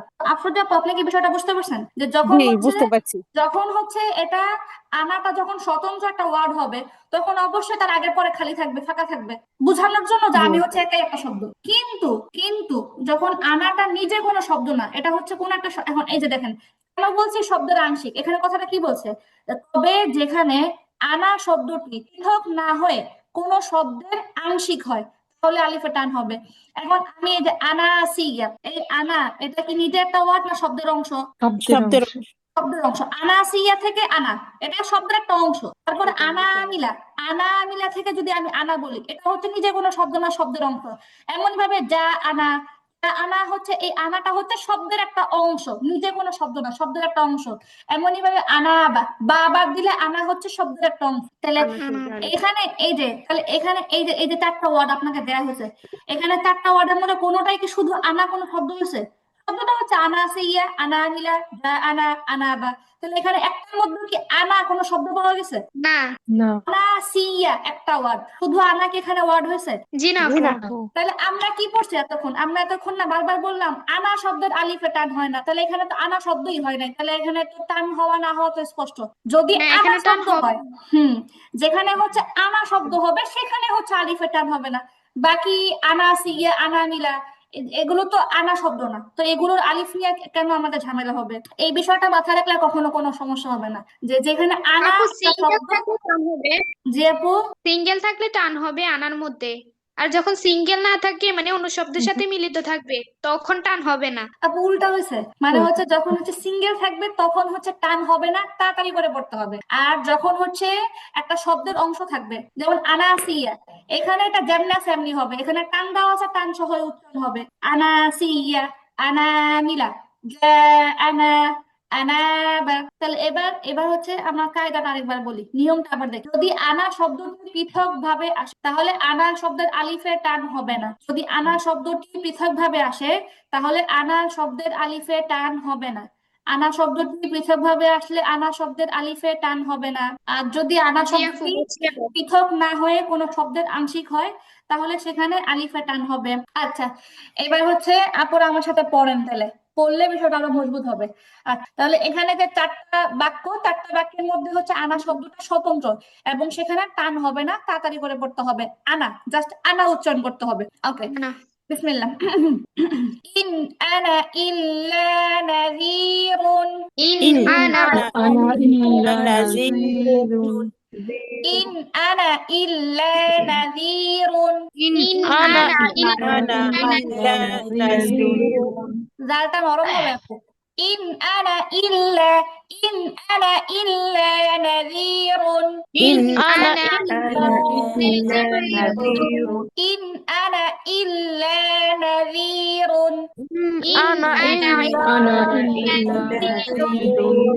ওকে, ইন্নামা আনা লাকুম নাযীরুম مبين إنما إنما أنا نذير مبين إنما أنا لكم نذير مبين إنما أنا أنا لكم نذير مبين আচ্ছা قل إنما أنا بشر قل إنما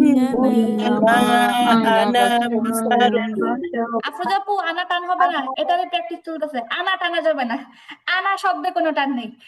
قل إنما أنا بشر قل إنما أنا بشر أنا بشر أنا بشر أنا بشر أنا بشر قل আপু إنما قل إنما أنا بشر قل قل إنما إنما أنا بشر বাশারুন, বাশারা টান হবে না, বাশারুন।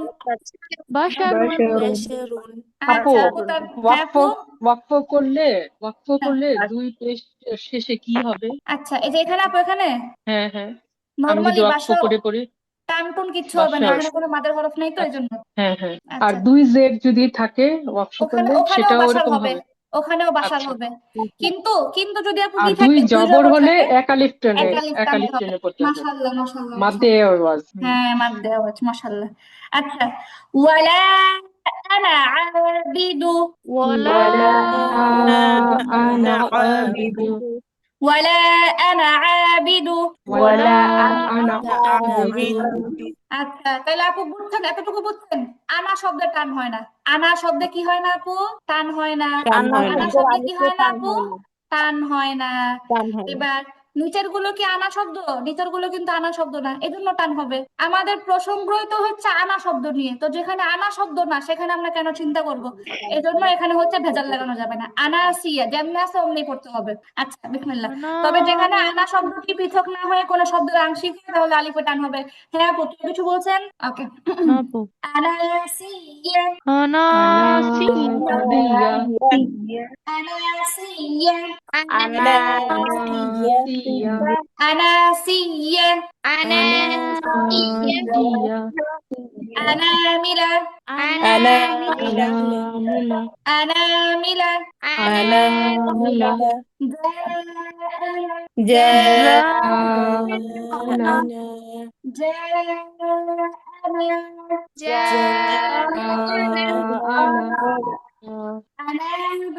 আনাবা আচ্ছা ঠিক আছে। এই তানিয়া আপু আপনি আমাকে শুনতে পাচ্ছেন? জি আপু, হ্যাঁ কেমন আসসালামু আছেন আপনি? আলাইকুম। ওয়ালাইকুম সালাম। আলহামদুলিল্লাহ আপু, তানিয়া আপু আপনি হচ্ছে আমার কেমন প্রথম আছেন? ব্যাচের ছাত্রী, আমাদের প্রথম ব্যাচের ক্লাস শেষ তো আপুর মনে হয় আমার কথা মনে পড়ছে এজন্য ক্লাসে ঢুকছে। তারপরে কি অবস্থা আপু? জি আপু, আম্মু আমাকে বলছিল যে ক্লাস করবি না, মানে আমি তো বলি নাই যে ক্লাস শেষ হয়ে গেছে, তারপর আমি ঢুকলাম, আচ্ছা ক্লাস কর ক্লাস কর। জি তারপরে আলহামদুলিল্লাহ পড়াশোনা আপু, শরীর ভালো ভালো? আছে, আপনি কেমন আছেন? জি আলহামদুলিল্লাহ আপু, একটু ভালো আছি। আমার কালকে ফুফা মারা গেছে তো কুয়েতে, বৈশা তো একটু এগুলো নিয়ে ঝামেলার মধ্যে আছি। ইন্না লিল্লাহি ওয়া ইন্না ইলাইহি রাজিউন। আল্লাহ জান্নাত নসিব করুক। আপু যে আপনাদের দোয়া পরীক্ষা করবেন নেওয়া হবে আপু। শুনছেন? দুই ব্যাচের একসাথে পরীক্ষা নেওয়া জি হবে। আপু, এই জন্যই আমি ঢুকছি বেশি আগ্রহ করে। পরীক্ষা নাম আমার হবে। তো আপু নাজারা চান্স পাইতেই হবে ইনশাল্লাহ।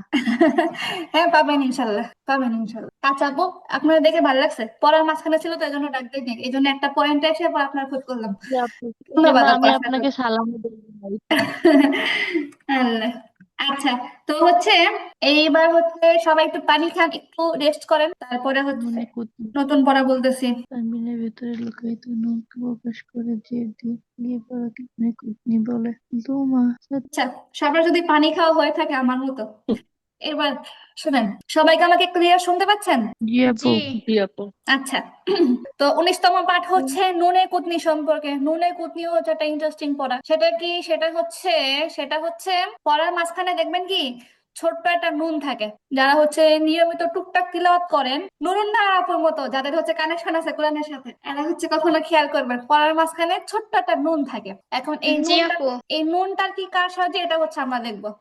আর এই নুনটা কেন আসে, কোত্থেকে আসে সব দেখবো। আচ্ছা, এই নুনটাকে প্রথমত এই নুনটার নাম হচ্ছে নুনে কুতনি। নামটাও যেন কেমন, নুনটার নাম হচ্ছে কি নুনে কুতনি, কুতনি। মানে আরবি নাম আর কি, নুনে কুতনি। আচ্ছা, এখন কি বলতেছে যে তানবিনের ভিতরে লুকায়িত নুনকে প্রকাশ করে জের দিয়ে মিলিয়ে পড়াকে নুনে কুতনি বলে। তানবিনের ভিতরে লুকায়িত নুনকে প্রকাশ করে জের দিয়ে মিলিয়ে পড়াকে নুনে কুতনি বলে। এবার আপনারা বলেন, আপনারা আমাকে বলেন তানবিনের সংজ্ঞাটা কি বলেন তো, কে বলতে পারবে? দুই জবর দুই জের দুই জবর পেশকে দুই তানবিন পেশকে বলে। তানবিন বলে। তানবিনের ভিতরে একটি লুকায়িত নুন থাকছে। মাশাআল্লাহ, তানিয়া আপু আপনি আগে শুরু করছেন, আপনাকে অনেক অনেক ধন্যবাদ। আচ্ছা, বাকি সবাইকে ধন্যবাদ। তানবিনের ভিতরে একটা নুন সাকিন লুকিয়ে থাকে, এটাও সংজ্ঞার মধ্যে আছে যে তানবিনের ভিতরে নুন সাকিন লুকিয়ে থাকে। দুই জবর দুই জের দুই পেশকে তানবিন বলে। তানবিনের উচ্চারণ তাড়াতাড়ি করে পড়তে হয় এবং তানবিনের ভিতরে কি লুকায় থাকে? একটা নুন সাকিন লুকায় থাকে। আর আজকে হচ্ছে এই নুন সাকিনটাকে আমরা খরচ থেকে বের করে দিব, এটাই হচ্ছে নুনে কুতনি।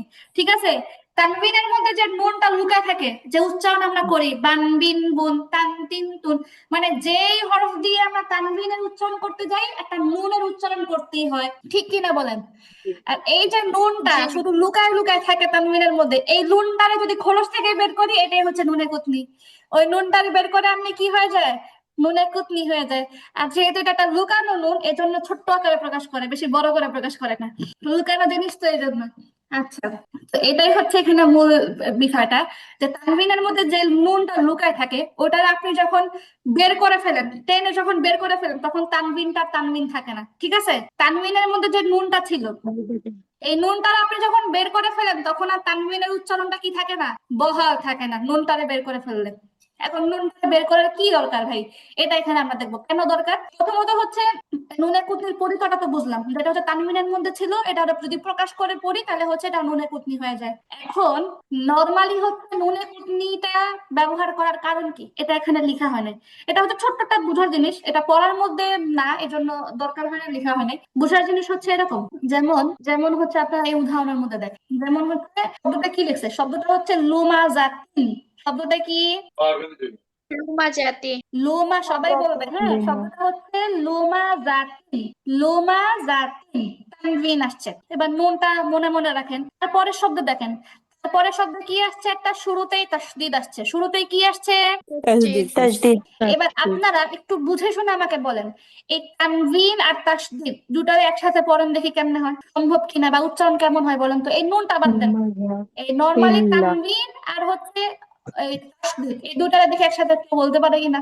লুমাজাতিল লজি তাহলে তানবিনের নুন কোথায় যাবে? শুনেন শুনেন আপু, একটা বিষয় দেখেন আপু, আমরা পড়ছি, আমরা কি পড়ছি, তাসদিদের মধ্যে পড়ছি যে তাসদিদ ওয়ালা হরফ দুইবার পড়া যায়। প্রথমবার ডান দিকের হরকতের সাথে জজমের মতো, ডান দিকের হরকতের সাথে। যদি এখানে শুধু তায়ের মধ্যে যদি এক জের থাকতো, যদি তায়ের মধ্যে দুই জের না থাকে এক জের থাকতো, তাহলে আমরা খুব নরমালি বলতাম তালাম জের তিল লুমা জাতিল্লাদি, কিন্তু তার মধ্যে আছে দুই জের, তানবিন আছে, এটা কিন্তু হরকত না। তাহলে আপনি কিভাবে তালাম জের তিল বলবেন? কারণ এখানে তো একটা তানবিনের মধ্যে নুনের উচ্চারণও আছে। তাহলে এখানেই হচ্ছে ঝামেলা। তাহলে এখন কি করতে হবে? এখন হচ্ছে যখন নাকি, মানে নরমালি বোঝার জন্য বলতেছে, যখন নাকি তানবিনের পরে তাসদিদ আসে অথবা জজম আসে, যখনই তানবিনের পরে তাসদিদ আসে অথবা কি আসে, জজম আসে, তখন হচ্ছে উচ্চারণ করাটা অসম্ভব হয়ে যায়, উচ্চারণ হয় না ওই সময়। তানবিনের পরে যখনই সরাসরি তাসদিদ আসে অথবা জজম আসে, তখন হচ্ছে উচ্চারণ করাটা কঠিন হয়ে যায়। আর এই সমস্যার সমাধানের জন্যই ওই সময় নুনে কুতনির ব্যবহার হয়। তো যেটা আগেই বললাম, এটা শুধু একটা বোঝার একটা বিষয়। কোরআনের মধ্যে সব জায়গায় নুনে কুতনি স্পষ্ট দেয়াই থাকে, তো এখানে আপনার কারণ খুঁজবে না নুনে কুতনি কেন আসছে, এই কারণটা তো খুঁজবে না, জাস্ট আমি বোঝানোর জন্য বললাম। যেখানে তানবিনের পরে তাসদিদ আসে অথবা তানবিনের পরে জজম আসে, যেমন এখানে দেখেন ইয়াউমা ইদিনিল হাক্কু, এখানে নুনটা তো পরে আসছে, ইয়াউমা ইদিন, জাল দুই জের জিদ, আবার হচ্ছে লামের মধ্যে জজম। এখন আপনারা উচ্চারণ করেন এই তানবিন আর জজম দুটাকে একত্রে উচ্চারণ করেন দেখি, আগে চেষ্টা করেন, তাহলে বুঝবেন যে এটা সম্ভব না। ইয়াউমা ইদিন, তারপরেই হচ্ছে জজম। এবার তানবিন আর জজম দুটাকে একত্রে বলেন দেখি। ইয়াউমা ইয়াউমা ইজিনিল হক হুম। এই তো এটা কখন সম্ভব হচ্ছে আফরোজা আপু, যখন হচ্ছে আপনি নুনটার উচ্চারণ করতেছেন। কিন্তু আপনি যদি নুন হ্যাঁ স্পষ্ট না করেন, যদি আপনি তানবিনটা তানবিনের মতো রেখেই পড়তে যান, তখন কি সম্ভব হয়? না হয় না। আপু।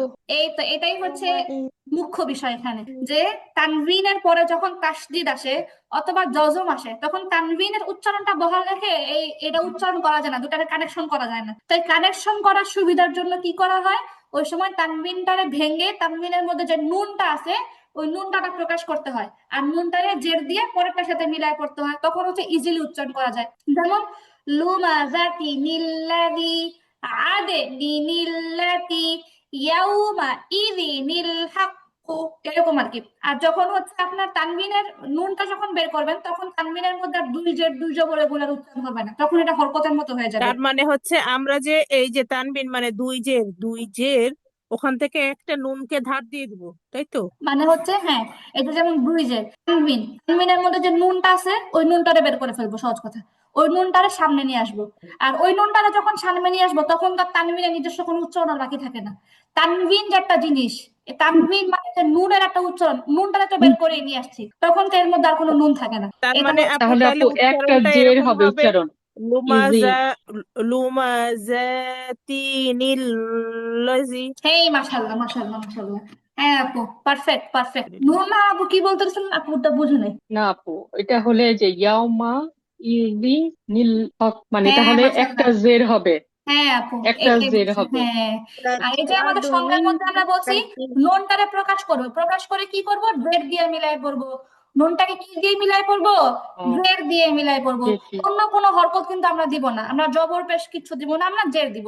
এবং কোরআনের মধ্যে এটা স্পষ্টই থাকে, ঠিক আছে, কোরআনের মধ্যে যেখানে থাকে স্পষ্টই ছোট্ট একটা নুন জেড দেওয়া থাকে, বুঝতে যেটা কারো থাকে। অসুবিধা আচ্ছা হয় না। আপু, এটা কি অলওয়েজ নুনের মধ্যে একটা জেড থাকবে হ্যাঁ আপু, অলওয়েজ যেখানে নুনে কুতি দেয়া থাকবে থাকবে? এটা জেড দেওয়াই থাকবে। আচ্ছা আচ্ছা। আচ্ছা আচ্ছা আপু আপু, নুন তাহলে না এই যে থাকলে কি আমরা যে নর্মাল ভাবে পড়বো? আপু একজন একজন করে বলেন। আপু আপু আমি বলছিলাম, কি নুন বল যদি না থাকে তাহলে কি নর্মালি বলবো, মানে লুমাজা তিল্লাদি এরকম? আপু নুন থাকবে, থাকবে, নুন থাকে। আর হচ্ছে আচ্ছা, হ্যাঁ হ্যাঁ, নুন থাকে, সহজ কথা হচ্ছে নুন থাকে। কোরআনের মধ্যে যত জায়গায় এমন ভেজাল আছে সব জায়গায় নুন দেওয়া আছে, এটা একটা কথা। আর আপু আপু কি বলতে নিছিলেন? আমি বলছি যখন আমরা এই যে দাল দু পেশ দুন হবে, তখনও আমরা হচ্ছে ওই নুনের নিচে জের দিয়েই পড়বো। হ্যাঁ আপু, নুনের মধ্যে জেড দিয়ে পড়বো। আর এটা কনফিউশন কখনোই হবে না, আহাদু বললাম কি, আহাদু নিল্লাহু। আহাদুলিল্লাহ। হ্যাঁ, কোরআনের মধ্যে যত জায়গায় এরকম পয়েন্ট আছে সব জায়গায় হচ্ছে নুন দেওয়া আছে এবং নুনের নিচে জেরও দেওয়া আছে। এজন্য হচ্ছে কনফিউশনের কোনো কারণ নেই। হ্যাঁ, আর কেউ কিছু বলতেছেন একটু জোরে বলেন। আচ্ছা আপু, ঠিক আছে, তাহলে হচ্ছে আমরা পড়ার মধ্যে যাই সরাসরি। আচ্ছা বিসমিল্লাহ। লুমাজাতিনিল্লাযী লুমাজাতিনিল্লাযী লুমাজাতিনিল্লাযী লুমাজাতিনিল্লাযী লুমাজাতিনিল্লাযী লুমাজাতু, যা শক্ত হবে। লুমাজাতিনিল্লাযী লুমাজাতিনিল্লাযী মাশাআল্লাহ। আদেনিনিল্লাতী আদেনিল্লাতী আদেনিনিল্লাতী আদেনিল্লাতী ইয়াউমাইযিনিল হাক্কু ইয়াউমাইযিনিল হাক্কু ইয়াউমাইযিনিল হাক্কু ইয়াউমাইযিনিল হাক্কু। বড় হা, হ্যাঁ, ইয়াউমাইযিনিল হাক্কু ইয়াউমাইযিনিল হাক্কু ইয়াউমাইযিনিল হাক্কু ইয়াউমাইযিনিল হাক্কু। আহাদুল্লাহু আহাদুল্লাহু আহাদুল্লাহু। আহাদুল্লাহু। আপু লহু কেন হবে? আল্লাহ শব্দের ডানে জের লিল্লাহি। থাকলে পাতলা। আহাদুলিল্লাহু। আহাদুলিল্লাহু। হা হবে না, বড় হা, বড় হা। হা, আহা, আহাদুলিল্লাহু। আহাদুলিল্লাহু। আচ্ছা, আলহামদুলিল্লাহ। মাশাআল্লাহ। কদিরুনিল্লাযী ইল্লাযী কদিরুনিল্লাযী কদিরুনিল্লাযী কষ্ট করে পড়তে হবে, আমার মতো একটু জোরে সুন্দর করে পড়তে হবে। আচ্ছা, ফিট না তো এটা একটু খেয়াল করেন, হ্যাঁ। এখানে হচ্ছে, এখানে এই যে নুন সাকিন আসছে, আপনারা সবাই বলেন নুন সাকিনের পরে কফ আসছে, এটা কোন প্রকার? হ্যাঁ, উচ্চারণ। নুন সাকিনের কোন প্রকার? এটা সবাই বলবে, সবাই বলবে। নুন সাকিনের পরে কফ আসছে, নুন সাকিনের কোন প্রকার? ওই যে মোটা করে ইকফা। পড়তে হবে। ওই যে মোটা করে যে সাইয়েদা চারটা নিশাত শব্দ তাসনিম পড়তে আপু হয়। আগে বলছে ইকফা। আর বাকিরা কি সম্মত এর মধ্যে? জি আপু, ইকফা। আচ্ছা, ইকফা। এবার ইকফা হলে কি উচ্চারণ মোটা না পাতলা হবে? নুরুন্নাহার আপু অলরেডি বলছে মোটা হবে। বাকিদের মতামত দেন। জি, মোটা হবে। নাকের মুখে হ্যাঁ, করে নাকের পড়তে মধ্যে হবে। লুকায় হবে, উচ্চারণটা মোটা হবে, একটু উপরের দিকে যাবে। মাশাআল্লাহ, মাশাআল্লাহ, বারাকাল্লাহু ফিকুম। আচ্ছা, তাহলে আমি উচ্চারণ করি। ফিতনাতু নিউ, ফিতনাতু নিউ কলাবা, ফিতনাতুন ফিতনাতুনিও কলাবা। ফিতনাতু নিউ কলাবা, ফিতনাতুনিও কলাবা।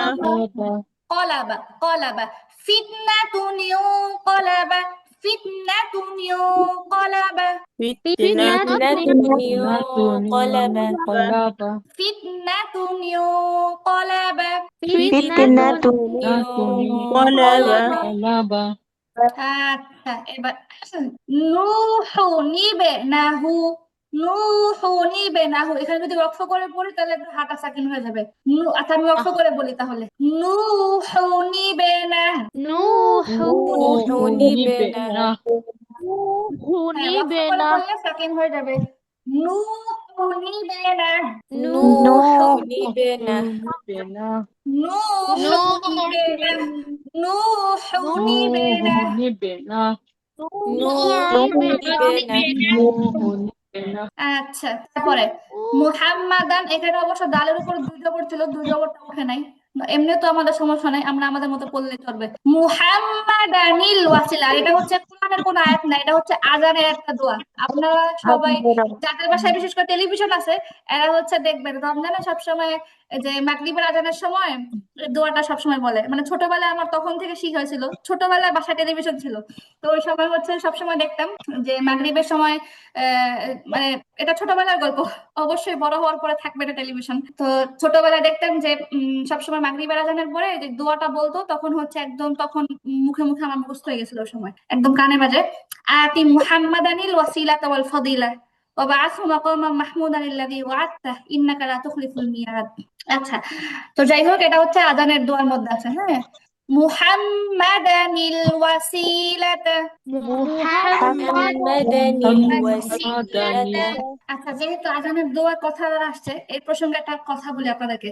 সেটা হচ্ছে হাদিসের মধ্যে আল্লাহ রাসূল সাল্লাল্লাহু আলাইহি ওয়াসাল্লাম বলছেন যে যখন হচ্ছে আজান দেয়, তখন প্রথমত হচ্ছে আজানের উত্তর দিতে। আজানের উত্তর দেওয়া হচ্ছে এক জিনিস, আর আজানের দোয়া পড়া হচ্ছে আরেক জিনিস। তো আজানের উত্তর হচ্ছে এরকম যে মুয়াজ্জিন যেটাই বলবে আপনি প্রথমে আগে শুনবেন, তারপর হচ্ছে ওটা রিপিট করবেন। এটা হচ্ছে আজানের উত্তর। এবং যখন হচ্ছে তারা বলে হাইয়া আলাস সালাহ, হাইয়া আলাল ফালাহ, তখন আপনি বলবেন লা হাওলা ওয়ালা কুওয়াতা ইল্লা বিল্লাহ।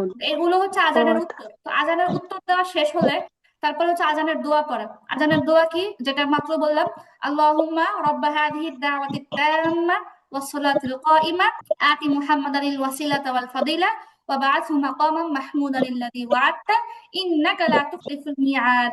এটা হচ্ছে যখন হয়তো আমি সূরা ফাতিহা ভালো করে পারি না, ওই সময় আমার দোয়াটা মুখস্থ ছিল, ওই সময় ছোটবেলা। তো এই দোয়াটা পড়বে, এই দোয়াটা পড়ার পরে সে হচ্ছে কালিমা শাহাদাত পড়বে। তারপরে হচ্ছে নিজের জন্য বা যে কোনো কারোর জন্য আল্লাহর কাছে দোয়া করবে।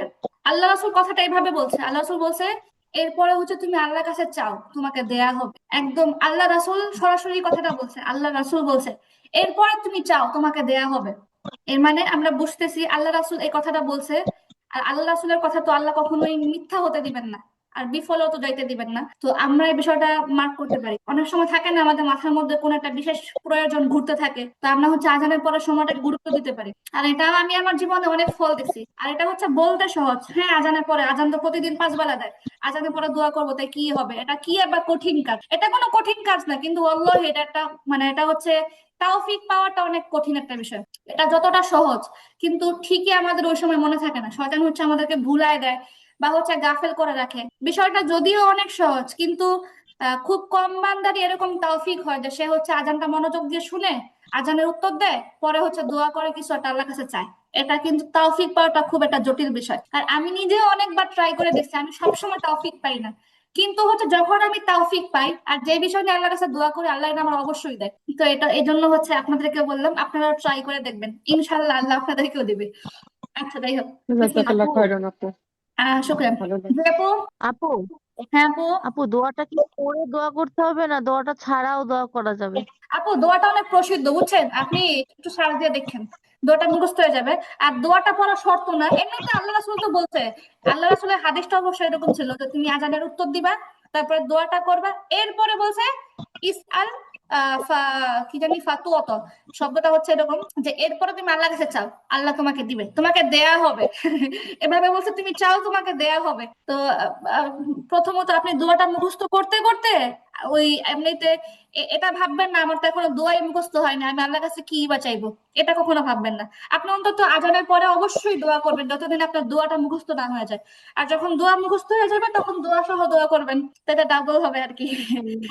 সবাই হচ্ছে এই সময়টা আসলেই এটা হচ্ছে গুরুত্ব দিবেন সবাই, আজানের সময়টা যত যাই ব্যস্ত থাকেন আচ্ছা, আজানটা দোয়াটা কি বল সার্চ দিব আপু?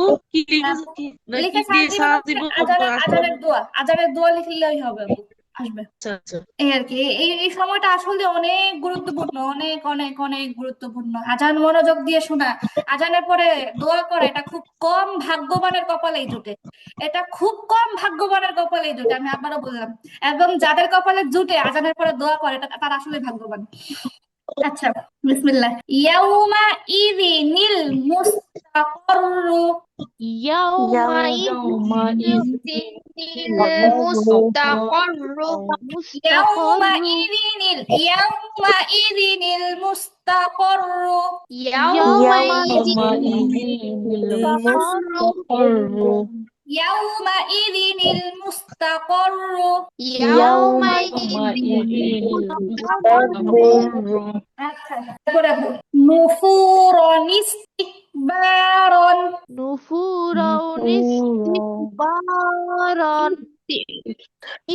নুফুরা নুফুরান ইস্তিকবারন। নুফুরান ইস্তিকবারন।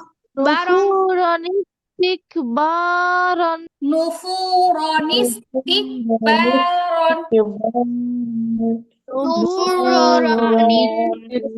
ইস্তিকবারন নুফুরান ইস্তিকবারন। নুফুরা আচ্ছা, কারামাদিন ইশতাদ্দাত। কারমাদিন কারামাদিন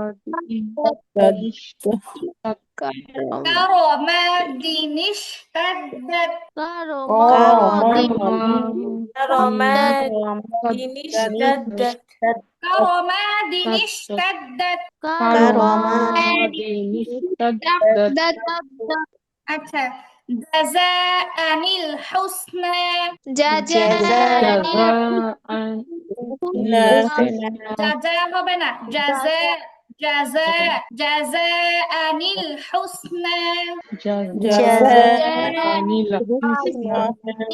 হুসনা। বড় হা, হ্যাঁ, জাযাআনিল হুসনা। জাযাআনিল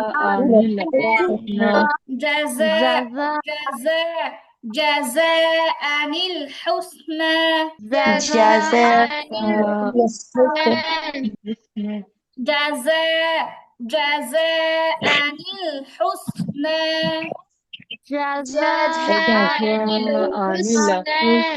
আপু ঝাঝা হবে না, জাযাআনিল হুসনা।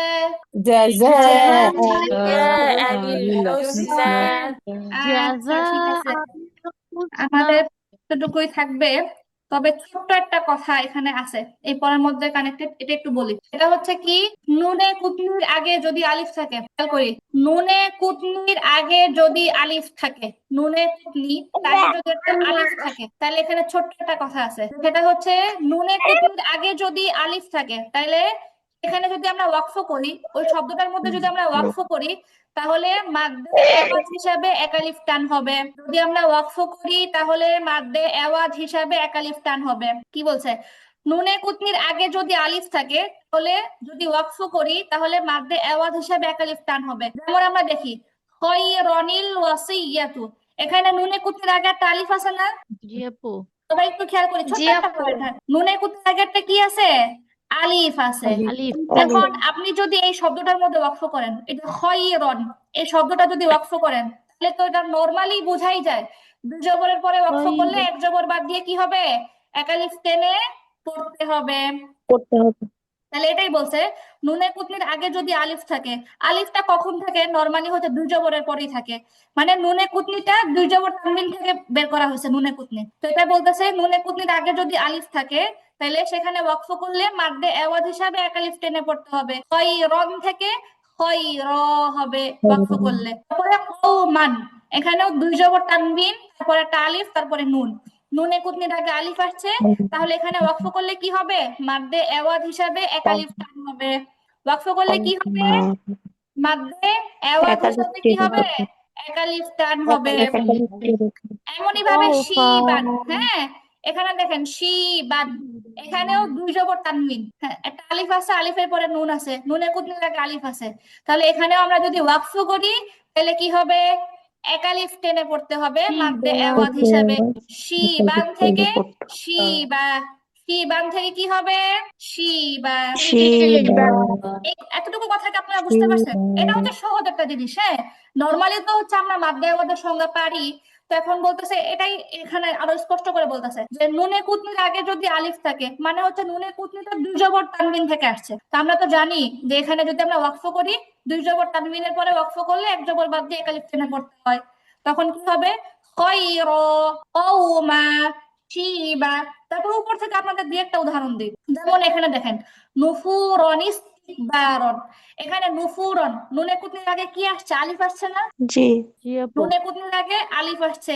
তাহলে আমি এই শব্দটার মধ্যে যদি ওয়াকফ করি, নুফুরন, এই শব্দটার মধ্যে যদি আমি ওয়াকফ করি, তাহলে নরমালি কি হবে? দুই জবর তানবিনের পরে ওয়াকফ করার কারণে এক জবর বাদ দিয়ে এক আলিফ টেনে পড়তে হবে। তখন নুফুরন থেকে কি হবে? নুফুর, কি হবে? নুফুর। এটা ওয়াকফ করার কারণে হচ্ছে। কিসের কারণে হচ্ছে? ওয়াকফ করার কারণে হচ্ছে। তারপরে আবার দেখেন, এখানে দেখেন, যেমন জাজা আনিল হুসনা, এখানে যদিও এখানে কি নাই, আলিফটা দেওয়া নাই, আপনি যদি জাজা আন এই শব্দের মধ্যে যদি আপনি ওয়াকফ করেন, দুই জবর, দুই জবরের পরে ওয়াকফ করলে কি হয়? এক জবর বাদ দিয়ে এক আলিফ টেনে পড়তে হয়। তখন কি হবে? জাজা আন থেকে জাজা আ, জাজা আন থেকে কি হবে? জাজা আ। যা হ্যাঁ, জাজা আ। এখন তাহলে বুঝলাম, কাহিনী বুঝলাম যে সহজ কথা, নুনে কুতনির আগে আলিফ থাকলে বা দুই জবর থাকলে ওয়াকফ করলে মাদ্দে এওয়াজ হিসাবে এক আলিফ টানে পড়তে হয়। আচ্ছা, এখন যদি ওয়াকফ না করে মিলায় পড়ি, যদি কি করি? ওয়াকফ না করে মিলায় পড়ি, ওয়াকফ করলাম না, ওয়াকফ না করে কি করি? মিলায় পড়ি। যদিও আলিফ, নুনে কুতনির আগে একটা আলিফ আছে, খেয়াল করি, নুনে কুতনির আগে একটা আলিফ আছে এবং আমরা সেখানে ওয়াকফ করতেছি না। ওয়াকফ না করে যদি মিলায় পড়ি, তাহলে আলিফটা উচ্চারণ হবে না, আলিফটা বাদ দিয়ে নুনে কুতনি দিয়েই পড়তে হবে। আলিফটা বাদ দিয়ে নুনে কুতনি দিয়ে পড়তে হবে, মানে এটা ভাবা যাবে না এখানে তো আলিফ আছে, এখানে কি করব, সেটা ভাবা যাবে না। যদি নুনে কুতনির আগে আলিফ থাকে এবং যদি সেখানে ওয়াকফ না করেন, তাহলে হচ্ছে এই আলিফটা উচ্চারণে আসবে না। এটা হচ্ছে সহজ কথা। নুনে কুতনির আগে যদি আপু আলিফ থাকে, এটাতে তো আলিফ নেই, এই যে এটা যে বললেন যে জাজা জাজা, হ্যাঁ হ্যাঁ আপু এখানে আলিফটা নাই, এটা হচ্ছে, এক মিনিট একটু, ও আচ্ছা, এখানে আলিফ নাই, কিন্তু কিন্তু আপনি যখন জাজা আন এখানে ওয়াকফ করবেন, আলিফ থাকুক বা না থাকুক, হ্যাঁ, জাজা আন আপনি যখন ওয়াকফ করবেন, তখন আপনার কি নরমালি হচ্ছে মাদ্দে আওয়াজের কায়দা প্রয়োগ হয় না আপু? কারণ আপনি দুই জবরের পরে ওয়াকফ করতেছেন, দুই জবরের পরে ওয়াকফ করলে এক জবর বাদ দিয়ে এক আলিফ টেনে পড়তে হয়। এতটুকুর মধ্যে কোনো সমস্যা নেই। সমস্যা হচ্ছে ওই জায়গায়, ধরেন আপনি ওয়াকফ করতেছেন, আপনি দুইটাকে মিলিয়ে পড়তেছেন, এখন নুনে কুতনি আছে, নুনে কুতনির আগে একটা আলিফ আছে, তখন অনেক সময় বিভ্রান্ত হইতে পারেন যে নুনে কুতনির আগে তো আলিফ আছে, আলিফটার আমরা কি করব? তো যেখানে আলিফ নাই ওখানে তো কোনো সন্দেহই নাই, ঠিক আছে? যেখানে আলিফটা নাই ওখানে তো কোনো সন্দেহই নাই, সন্দেহ আসে ওই সময় যখন নুনে কুতনি আছে আগে একটা আলিফ আছে, এই আলিফটা এখন কি করবো রে ভাই? তো এটাই আপনার স্পষ্ট করে বলতেছে যে যখন আপনি মিলায় পড়বেন নুনে কুতনির আগে আলিফ থাকলে আলিফটা কোনো ধর্তব্যই না, আলিফটা ধর্তব্যই না যদি আপনি মিলায় পড়েন। আর যদি আপনি ওয়াকফ করেন তখন হচ্ছে এক আলিফ টান দিবেন, ওটা ভিন্ন কথা। এটা আপনারা স্পষ্ট করে দিচ্ছে যাতে পড়ার সময় ঝামেলা না হয়। যে নুনে কুতনির আগে যদি আলিফ থাকেও আর আপনি যখন মিলায় পড়বেন ওই আলিফটা কোনো ধর্তব্যই হবে না, আপনি হচ্ছে নর্মালি হচ্ছে নুনে কুতনি দিয়ে তাড়াতাড়ি করে পড়তে হবে। যেমন নুফুর, ওয়াকফ করলে এক আলিফ টান দিতেছি, কিন্তু যদি ওয়াকফ না করি যদি মিলায় পড়ি তাহলে উচ্চারণ কি হবে সবাই বলেন তো? নুফুর নিস্তিকবারা। ওয়াকফ সবাই তো বলতেছে না, কেন বলতেছে না? না বললে কেমনে হবে? নুফুর নিস্তিকবারন, নুফুর নুফুরন নিস্তিকবারন। ইস্তিকবারন আমরা বলছি মিলায় পড়ার সময় এই আলিফটা নিস্তিকবারা। ধর্তব্য হবে না। নুফুরন মিলায় পড়ার সময় নুনে কুতনির আগে যে আলিফটা কি না? বারো কর্তব্যই হবে না। নুফুর নিস্তিকবারন। নুফুরন ইস্তিকবারন তারপর আবার এখানে ওয়াকফ করলে হচ্ছে জাযা, আর যদি ওয়াকফ না করি মিলায় পড়ি তখন জাযা আনিল হুসনা। মিলায় পড়লে কি হবে? জাযাআনিল হুসনা। মাশাআল্লাহ, মারহাবান বিকুম। পরে এখানেও দেখেন, এখানে যদি আমরা ওয়াকফ করি তখন হবে খয়রা, আর যদি ওয়াকফ না করি মিলায় পড়ি তখন কি হবে? খয়রানিল ওয়াসিয়াতু। মাশাআল্লাহ, কি হবে? খয়রানিল খয়রানিল ওয়াসিয়াতু। ইয়াতু মাশাআল্লাহ। এমনই ভাবে কওমা, ওয়াকফ করলে এক আলিফ টান হচ্ছে, যদি ওয়াকফ না করে মিলায় পড়ি তখন কি হবে? কওমানিল্লাহু, কওমানিল্লাহু, কওমানিল্লাহু,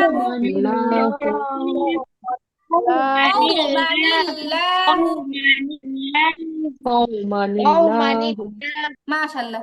এবার এমনই ভাবে এখানেও শি বা ওয়াকফ করলে মাদ দেওয়াজ, আর ওয়াকফ না করলে আলিফটা টোটালি বাদ, তখন কি হবে? শিবানিস সামাউ, শিবানিস সামাউ।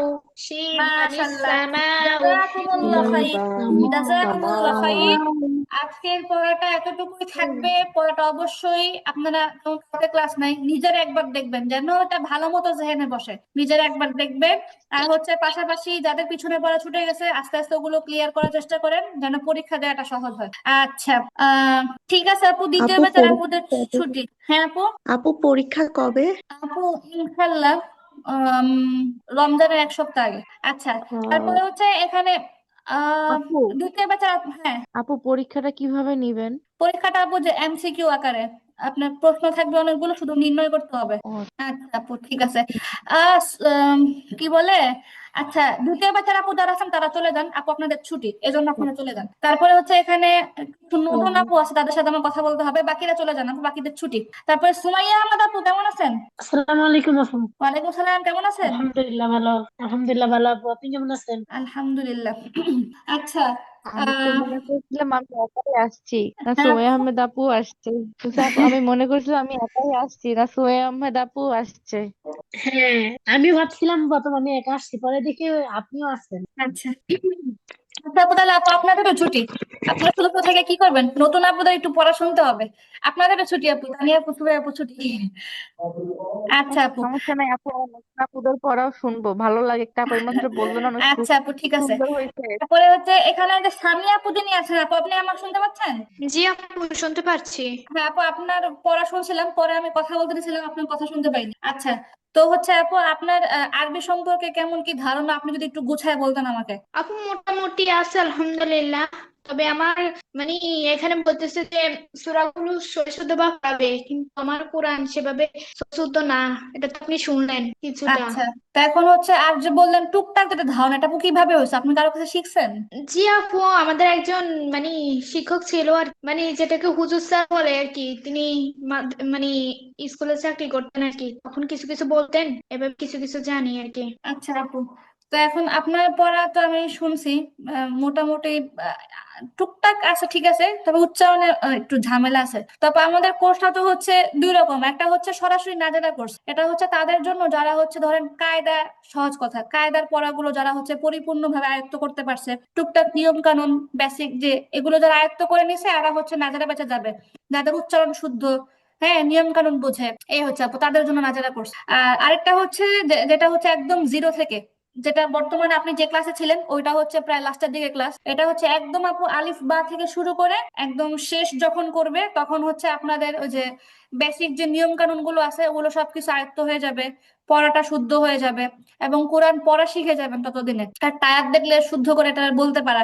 এটা হচ্ছে জিরো থেকে যারা পড়বে। এখন আপু আপনি বলেন আপনার জন্য কোনটা ভালো মনে করতেছেন, আপনি কি আহ বলেন আপু। মানে আপু আমি বলতে চাচ্ছি যে মানে আমি যাতে কোরআনটা একটু ভালোভাবে সহিষ্ণুভাবে পড়তে পারি, মানে এটা হচ্ছে আমার মূল ইয়ে আর কি, থিওরি আর কি। আমি পড়তে পারি কিন্তু আমার সহিষ্ণু হয় না। তারপর যাই হোক, এখন আমি তাহলে সরাসরি বলি, আমার জন্য মনে হয় আপনি হচ্ছে কোরআন শিক্ষা জিরো থেকে যে ব্যাচটা একদম শুরু থেকে যেখানে পড়ায়, আমার মনে হয় আপনি ওখান থেকে ওখানে জয়েন হলে বেশি ভালো হয়। ওটা তো বেশি দিন লাগবে না, ইনশাল্লাহ 2 থেকে 2.5 মাস লাগবে। আর হচ্ছে ততদিনে হচ্ছে আপনার যে দুর্বলতা গুলো আছে ওগুলো টোটালি ক্লিয়ার হয়ে যাবে। আপনি এখন তো মোটামুটি সুন্দর করে পড়েন, তখন হচ্ছে অনেক সুন্দর করে পড়া শিখে যাবেন ইনশাল্লাহ। তো এই আর কি ইনশাআল্লাহ। আপু, আপনার জন্য আমার পরামর্শ থাকবে আপনি হচ্ছে নাজারা ব্যাচে যুক্ত না হয় আপনি হচ্ছে কোরআন শিক্ষা কোর্স যেটা শুরু থেকে পড়ে ওখানে আপনি যুক্ত হন আপু, এটা আপনার জন্য পারফেক্ট হবে। আচ্ছা আপু ঠিক আছে, তাহলে ধন্যবাদ। ওখানে ক্লাস কয়টা থেকে হয় আপু? আপু আপনি আপনি শুধু অ্যাডমিনকে মানে যার সাথে আপনি যোগাযোগ করে এখানে আসছেন তার সাথে আপনি শুধু কথা বলে জানেন যে আপু আমাকে বলছে যে জিরো থেকে যে ব্যাচটা ওখানে যুক্ত হইতে, বাদ বাকি সে হচ্ছে আপনাকে সবকিছু জানাই দিবে আপু, কখন থেকে হবে কোন টাইমে হবে আপু সবকিছু আপনাকে বলে দিবে। জি আপু, আচ্ছা আপু যদি কিছু না মনে করেন আপনার নামটা কি? ও আমার নাম হচ্ছে হুমায়রা। জি আপু। আমার নাম হচ্ছে হুমায়রা, তো হচ্ছে আপনাকে ওই একটা নির্দিষ্ট গ্রুপেও হয়তো অ্যাড করে দিবে, ওই জিরো থেকে কোর্সের যে গ্রুপটা, তো ওখানে হচ্ছে আপনি সবকিছু আপডেট পাবেন বা তাকে কোনো প্রশ্ন করতে পারবেন এই আর কি আপু। আচ্ছা আপু ঠিক আছে, ধন্যবাদ তাহলে। জি তারপরে এখানে হচ্ছে মুনতাহা মিলি একজন আপু আছেন, আপু আপনি শুনতে পাচ্ছেন? জি আপু, আসসালামু আলাইকুম। ওয়ালাইকুম সালাম রহমতুল্লাহ, আপু ভালো আছেন? জি আলহামদুলিল্লাহ, আপনি ভালো আছেন? জি আপু আলহামদুলিল্লাহ। তো হচ্ছে আপু আপনার একটুখানি ব্যাকগ্রাউন্ডটা যদি বলতেন, আরবি কোথাও কি পড়ছেন বা কতটুকু পড়ছেন? আহ আপু, আমি ছোটবেলায় পড়ছিলাম কিন্তু তারপর প্র্যাকটিস করা হয় না, এই জন্য এখন একদম জিরো থেকে আবার শিখবো ইনশাআল্লাহ। ও আপনি কি একদম গোড়া থেকে শিখতে যাচ্ছেন আপু? জি আপু, জিরো থেকে। ও আচ্ছা আচ্ছা আপু ধন্যবাদ, তাই তো একদম ক্লিয়ার হয়ে গেল। আপনিও ইনশাল্লাহ অ্যাডমিনকে শুধু জি বললেই হবে, ও হচ্ছে আপনাকে গ্রুপে জয়েন করে দিবে আপু, যেখানে আপনি জি এই সংক্রান্ত সবকিছুই পাবেন, ক্লাসের নিয়ম কানুন সবকিছু। আচ্ছা, তারপরে হচ্ছে এখানে আরেকজন আপু আছেন শাহিদা বেগম, আপু আপনি কি আমায় শুনতে পাচ্ছেন? ঠিক আছে আপু চলে গেলেন। তো ঠিক আছে, মুনতাহা মিলি আপু এন্ড হচ্ছে সামি আপু, আপু আপনারা তাহলে আজকে আসতে পারেন ইনশাল্লাহ, আমাদের সামনে ডেমো ক্লাসে কথা হবে ইনশাল্লাহ। জি আচ্ছা। ইনশাআল্লাহ। আচ্ছা জি আপু আপু, ঠিক আছে আপু, ধন্যবাদ। আসসালামু আলাইকুম। আচ্ছা আপু, ওয়ালাইকুম সালাম। আপু, হ্যাঁ আপু, হ্যাঁ সামি আপু আপনারও ছুটি মানে আপু। আপু, আজকে মাত্র যে আপনি সবাইকে জিজ্ঞেস করতেছিলেন, এটা একদম আমি ফার্স্ট দিন যেদিনকে আপনার ক্লাস করছি ওদিনকের কথা মনে পড়ে গেছে, যে সবার কাছে জিজ্ঞেস করতেছেন কে কোন সময় কার কাছে পড়ছে বা কতটুকু পড়ছে, মানে হ্যাঁ একদম হ্যাঁ সেরকম ফিল হইতেছিল আমার। আপুরা নতুন তো এজন্য মানে জিজ্ঞেস করলাম আপুরা কখন কি পড়বে। জি জি আপু, আমি বুঝতে পারছি। আপু, আপনার শরীরের কি অবস্থা, কেমন আছেন এখন? হ্যাঁ আপু আছে আলহামদুলিল্লাহ। আপু, আপনাদের রেজাল্ট দিবে কবে? রেজাল্ট আপু এখনো বলতে পারতেছি না কবে কি দেয়। ঠিক আছে আপু, আপনি নামাজ পড়তে যান। আসসালামু আলাইকুম। আচ্ছা আপু দোয়া করেন, ঠিক আছে আপু, আসসালামু আলাইকুম।